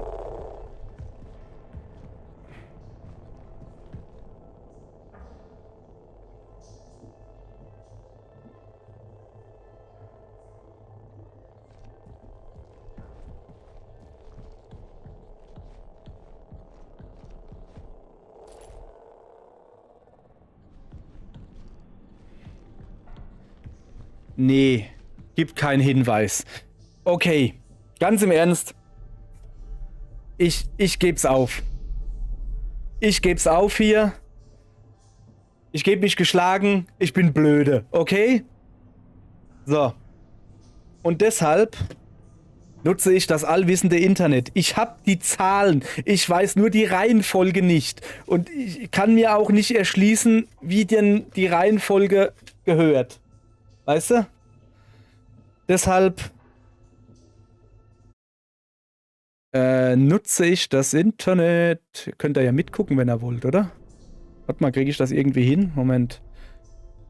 So, mal gucken, ob man das irgendwie... Desktop? Na, das bin ich. Hallo. Das ist es nicht.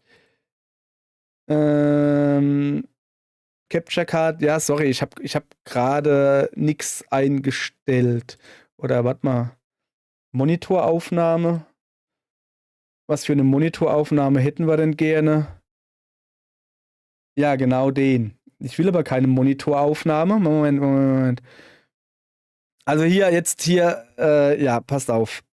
Wir machen hier dazu. Schöne Glatze habe ich, gell? Fensteraufnahme, ja? So. Fensteraufnahme hätte ich gerne. Und zwar das Fenster, das da heißt. Gute Frage, ne? Moment, ich guck.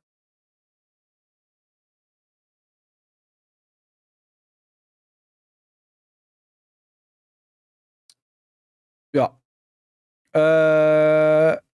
Ich habe keine Ahnung. Lassen wir das. Ihr Leute, sorry. Ihr müsst jetzt einfach hinhören, was ich jetzt mache, okay? Also zuallererst mal wechsle ich auf den Browser. Oder auch nicht. Weil ich nämlich doof bin. Achso, es ist gar kein Browser offen. Ja, das erklärt einiges. Ach so, der Browser ist da drüben. Das erklärt einiges, warum ich da nicht hinkomme. So, wo seid ihr denn hin? Leute. Lass mich doch jetzt nicht im Stich hier.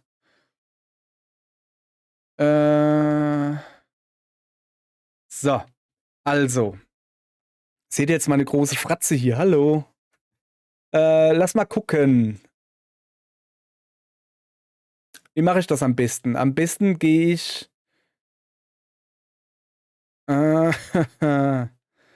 Schön, das Ganze live zu machen hier. So, dann gehen wir mal auf Diskussion. Och, guck mal, funktioniert ja. Hier, Diskussionen. Nee, Guides.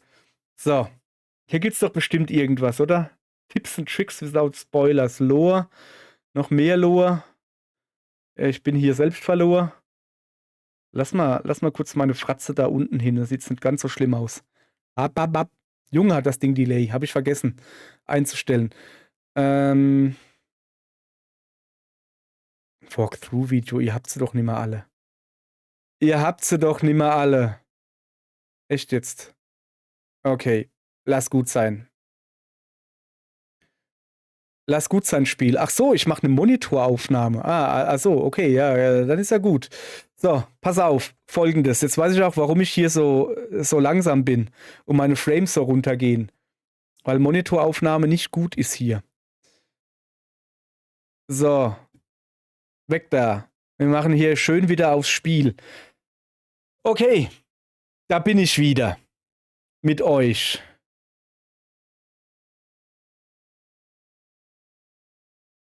Jetzt riecht mich gerade ein bisschen auf. Ja, sorry. Ich hab's bald. So, also, ihr müsst mir jetzt halt glauben, dass ich das jetzt halt finde. Und zwar, das Ding heißt Routine. Wo bin ich? Episode 3. Und dann geben wir noch ein Code. Keine Ahnung. Ja, ich weiß, dass die Codes nicht gefixt sind. Danke. Ja, ich will auch kein Video haben.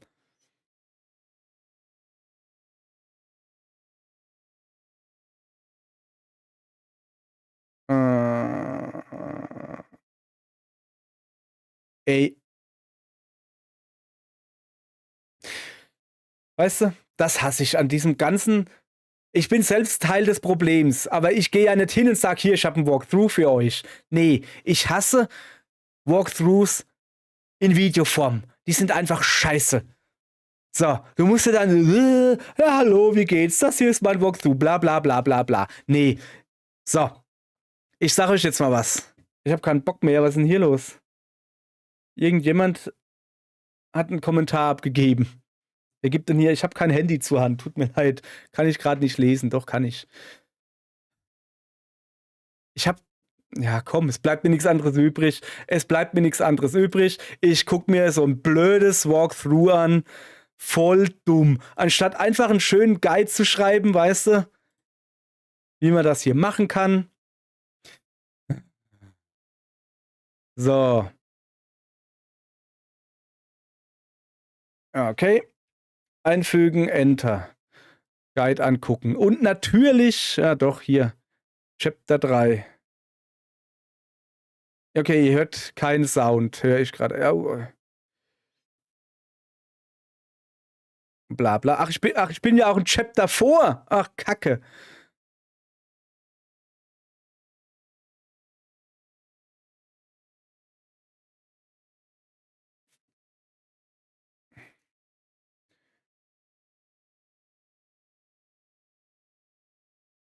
Ja, ja, okay. Der ist genau da jetzt,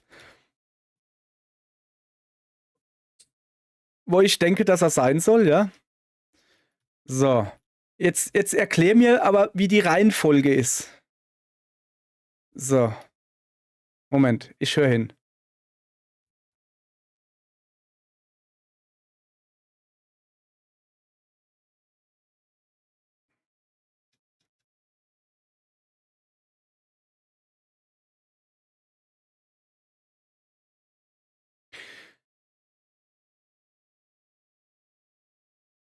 Moment, bin ich gerade blöde?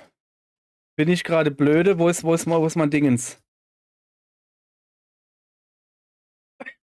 Ich bin blöde, ja. Moment.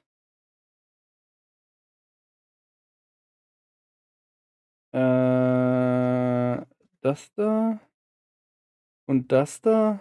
Ja, gut. Nee, bringt mir genauso wenig. Der liest jetzt. Ja, Moment.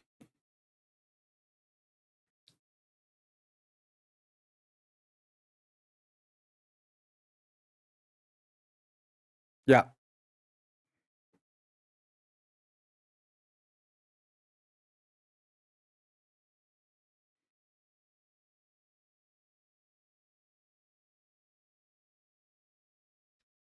Ich sehe hier keine 6. Da. Ich verstehe halt nicht, nach welcher Reihenfolge. Also er liest jetzt auch vor. Ja, das Dreieck ist diese Zahl. Ja, soweit bin ich auch. Ich hör mir einfach an.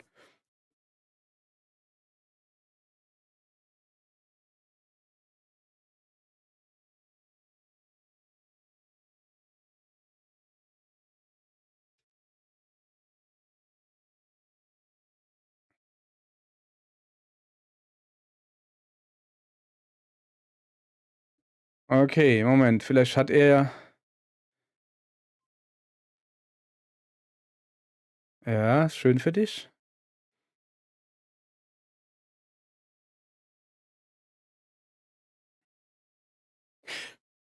Okay. Der erklärt null. Der hat gerade erklärt, ja, hier, guck da, dieses Zeichen ist das da, dieses Zeichen ist das da. Ja, soweit bin ich auch, Kollege. Erklär mir doch, nur weil du weißt, welches Zeichen was ist, heißt es ja nicht, dass du weißt, welches Zeichen zuerst kommt.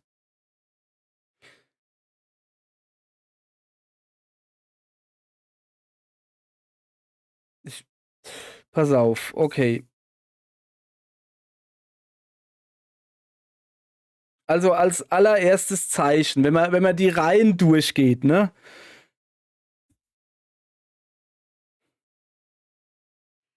Sehe ich das da. Dieses Dingens nach unten, das wäre eine 2. So. Als nächstes kommt dieses Geschnörkel da, dieses Gedrehte, das wäre die 8. Ich erkläre es euch gleich, was los ist. Dann geht's weiter mit dem Asterixen. Weiß nicht, wie es heißt. Das ist die 7. Und dann am Schluss die 6. Okay. Ich erkläre es euch. Moment. Muss nur zurück aufs Spiel gehen. Habt ihr auch dann wieder Sound.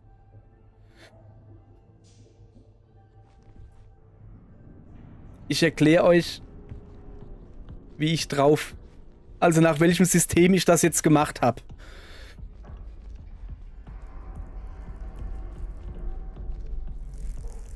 Einfach nur nach dem, ne? Ich bin die linke Zeile abgegangen. Weil man muss von links nach rechts. Ne? Ich bin die linke Zeile abgegangen. Gibt's da ein Icon, das ich gesehen habe, was ich kenne? Ja, gibt es. Und zwar von der Rezeption. Dieses zweite von oben. Also linke Zeile, zweites von oben. Dieses Dingens da. Ne? So. Und das ist dann die Nummer 2. Und dann bin ich eine Zeile nach rechts. Gibt es da ein Zeichen, was ich kenne? Ja, ganz unten. Der Schnörkel, gedreht im Uhrzeigersinn. Wie gesagt, ich gehe jetzt linke Zeile, dann gehe ich von links nach rechts die Zeilen durch. Gibt es da was? Ja, dieses Schnörkel. Der Schnörkel ist dann die 8. Den haben wir an dem Wasser gefunden. Dann gehe ich eins nach rechts. Gibt es da eine Zeile? Ja, gibt's den Den Stern. Mann, den Stern. Und als 4. gibt's was wir haben? Ja, das J7 oder sowas. Ne? Also ganz oben rechts das. Und das ganz oben rechts das ist eine 6. 2876. Ich hoffe jetzt, hoppala, muss ich mir gleich auf die Knie fallen. Da muss ich hin, oder? Oh Mann, wie ich das immer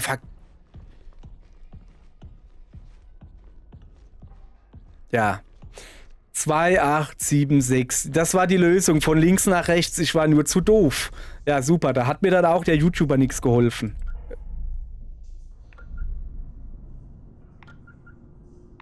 Oh.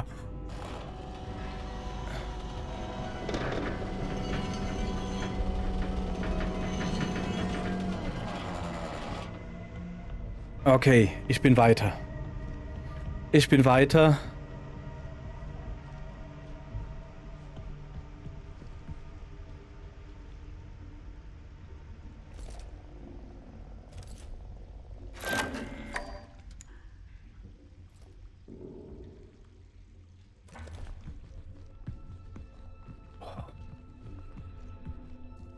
Ausrichtungsvorgang beginnen. Ich sag dir jetzt, was ich beginne. Ich hoffe, dass es funktioniert.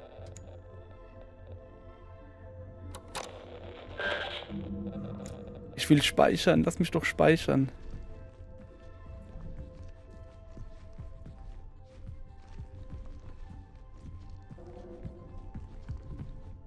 Nutzer-ID eingeben. Die habe ich irgendwo. 3824 war ihre Nutzer-ID.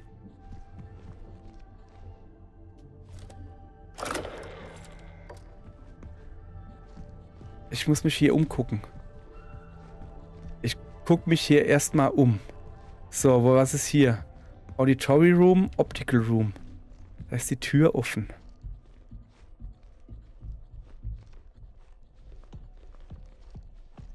Hallo? Mach mal, geh mal an. Junge, das sind mal schöne Lautsprecherle. So, hier ist kein Strom drauf. Das ist jetzt eher schlecht. Ich habe gehofft, dass ich hier irgendwo speichern kann. Ich hoffe jetzt halt nicht, dass da der Fuzzi kommt, weißt du? Dass er da irgendwo drin sitzt.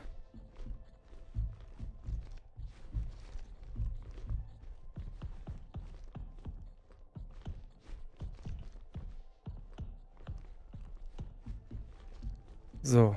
Und nein, ich werde immer noch nicht rennen. Hier, weißt du, die Tür hier ist sperrangelweit offen. Der kann da einfach reinlatschen. Was ist denn das hier?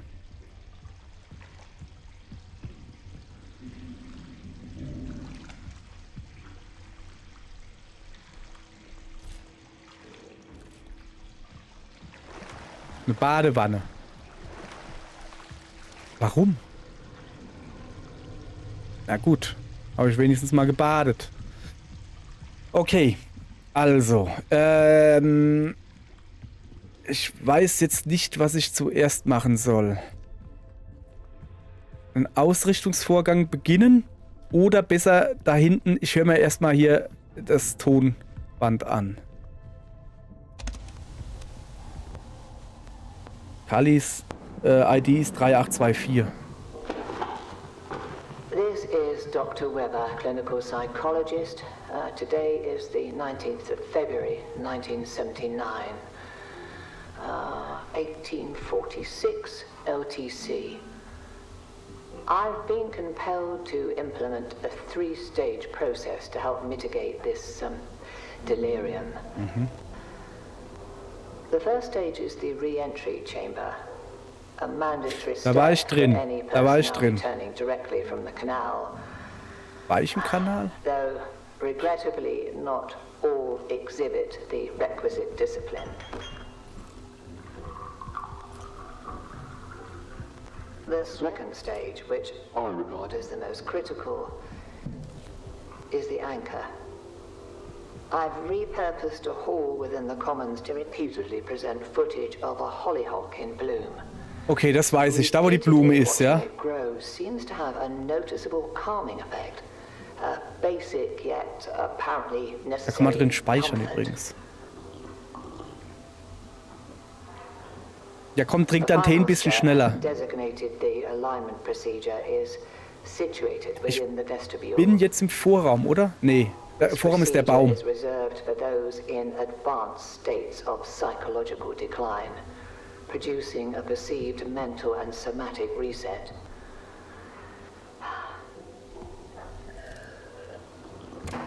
I shall continue to monitor the effectiveness of each stage. At present, however, these steps seem to be helping to a degree.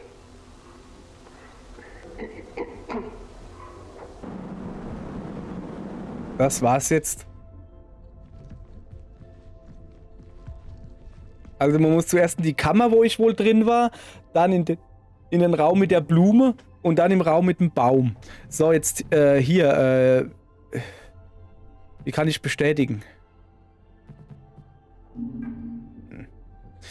Ja, dann müssen wir wohl erst hier. Also, los geht's. Beginnen Sie die Sehtests in Raum 1. Optical Room, okay. Sehtest muss ich jetzt halt machen. Sag mal, geht's noch oder was? Ach so, das ist die Prüfung, wie gut ich sehen kann, ne? Und damit ich dann auf Stufe 2 hochgestuft werde oder was. So, Sie werden nun die Sehtests beginnen, ja. Ach, jetzt ist wahrscheinlich die Blume oder so.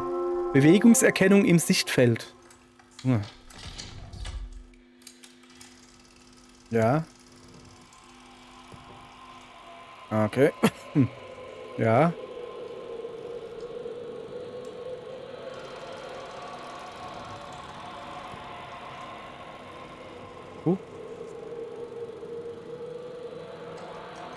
Gut, die werden kleiner.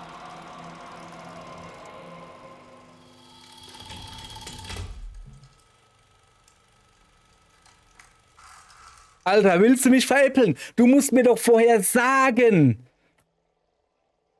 Du musst es mir doch vorher sagen, was du von mir willst. Junge, woher soll ich das wissen? Ich habe mich jetzt konzentriert, wie viel das kleiner geworden sind. Willst du mich veräppeln? 5.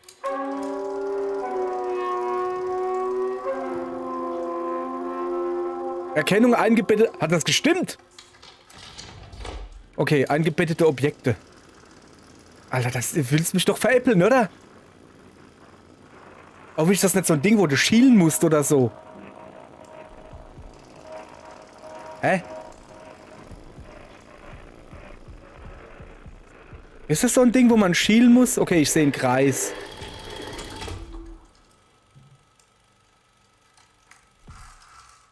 Ich habe überhaupt keinen Gegenstand gesehen. Das war ein Kreis. Fertig. Was? Wir sind nun bereit für die Hörtests. Das ist okay. Ja. Kannst du einfach irgendwas antworten? Hat's gestimmt? Wie viel haben sich jetzt gegen den Uhrzeigersinn gedreht? So, jetzt kommt der Hörtest. Da werde ich wohl noch schlechter abschneiden, da mein Gehör nicht so gut ist. Habe ich Leute sagen hören. Okay, jetzt pass auf. Ich hoffe, dass jetzt nicht wieder irgend so ein dumm Zeugs kommt.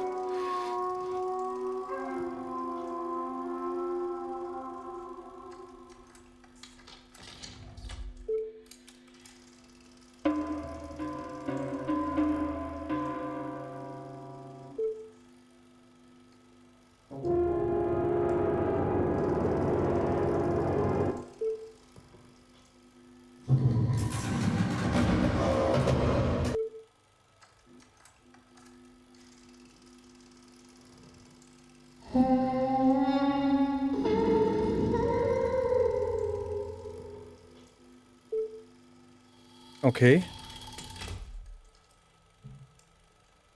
Welches Geräusch hat sie am meisten berührt? Das Kindergedönse, das unten, vorne, hinten. Also vorne, das hat sich angehört, wie wenn er in einem Mülleimer rappelt. Das rechts war irgendwie ein LKW, keine Ahnung. Links waren so mehrere Trompeten und das hinter uns, also unten, das war, erst hat sich's angehört wie eine Trompete und dann wie ein Kind, was sich relativ, da hast du ja zwei Sachen auf einmal. Also hat mich am meisten berührt, weil Kindergeheul ist das Schlimmste, was es gibt. Hinten. Okay. Emotionale Reaktionsschwelle, was willst du von mir?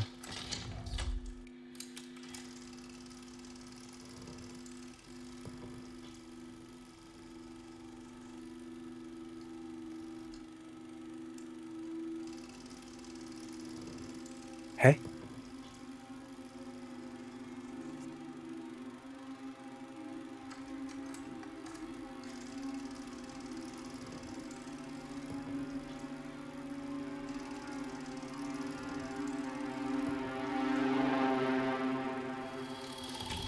Das ist die Frage, was für eine Schuhgröße hast du?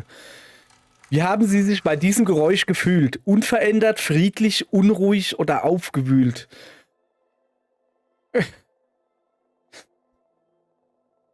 Ganz ehrlich, ich habe mich verwirrt gefühlt. Und zwar unverändert verwirrt. Hä? So, Sie können nun die letzte Phase des Ausrichtungsvorgangs starten. Kehren Sie zum Hauptterminal zurück. Ich habe so das Gefühl, das ist gar kein Test gewesen.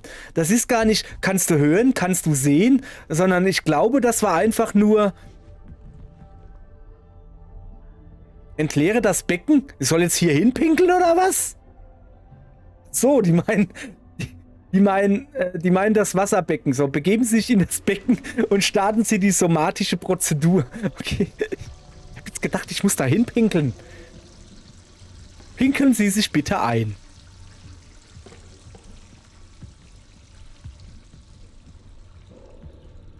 Gucken, was Sie jetzt wieder vorhaben. Och nö. Was ist denn das da? Muss ich jetzt was bauen? Ah ne, das ist einfach nur... Ach so.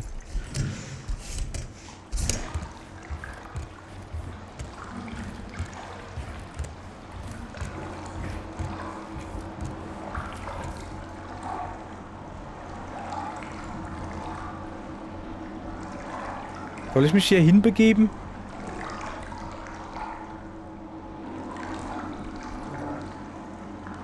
Hallo? Sehe ich irgendwas Interessantes? Was mache ich denn hier? Moment, ist es nicht ziemlich dumm, sich hier hinzustellen? Wenn die das jetzt...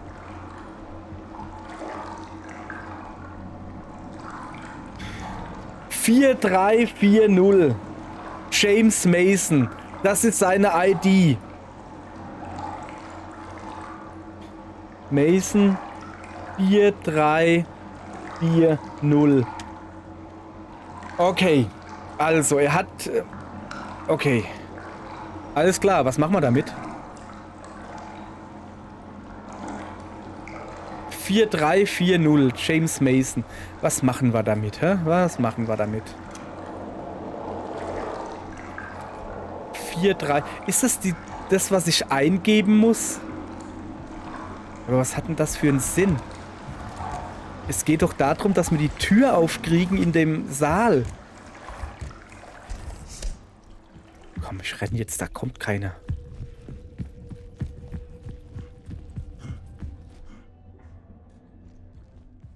Das war's. Okay, ich gebe jetzt 4-3-4-0 ein, oder was?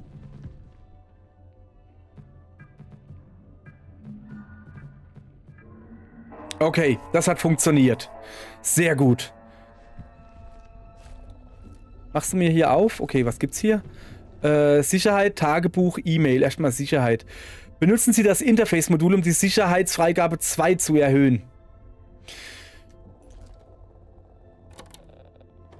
Also das da? Nee. Oder... Es funktioniert ja alles mit dem da unten jetzt, oder wie?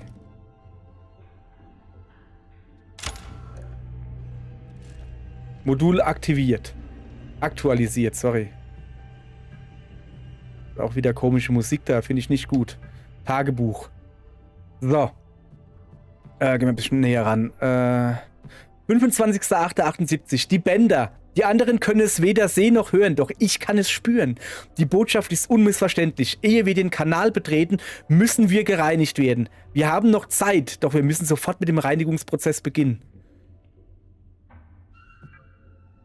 Es gibt zu viele Verunreinigungen. Dieser Bereich muss isoliert und sauber bleiben. Er muss.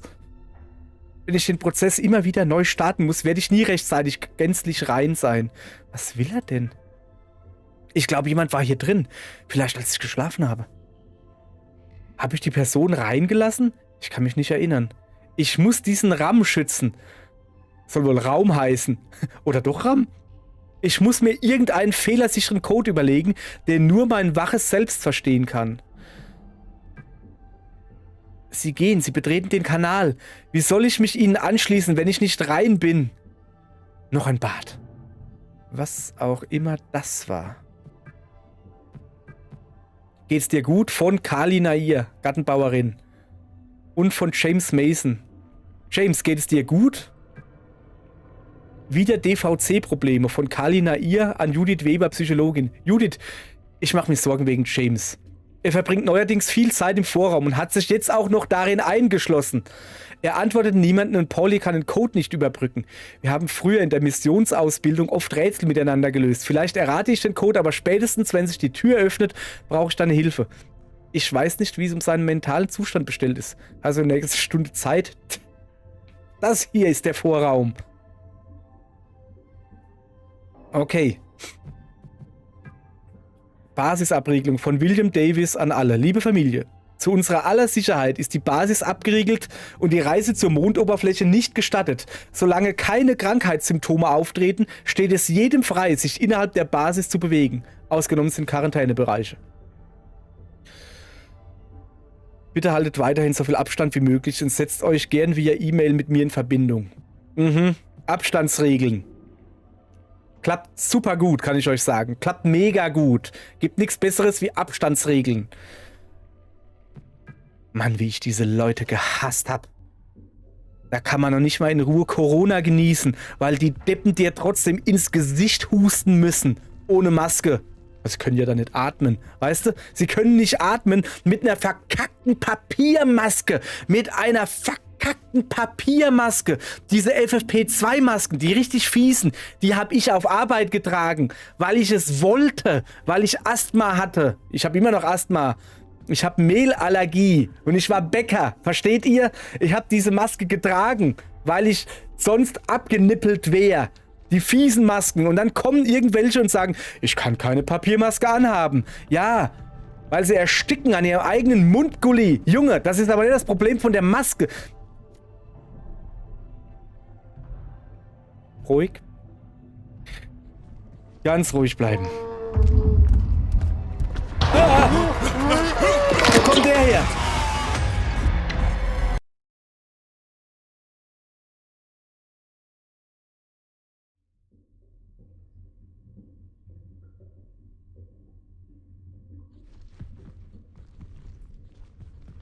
Okay.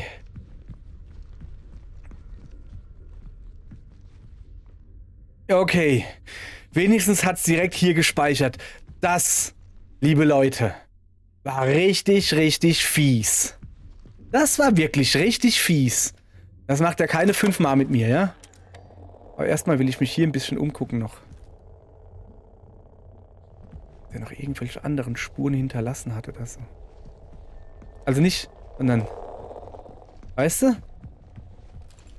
So viel dann zu meinem Thema hier. Ich renn da jetzt, der kommt hier eh nicht rein. Der wusste genau, wo wir sind. Aber warum hat er gewartet? Der hätte doch auch hier reinkommen können.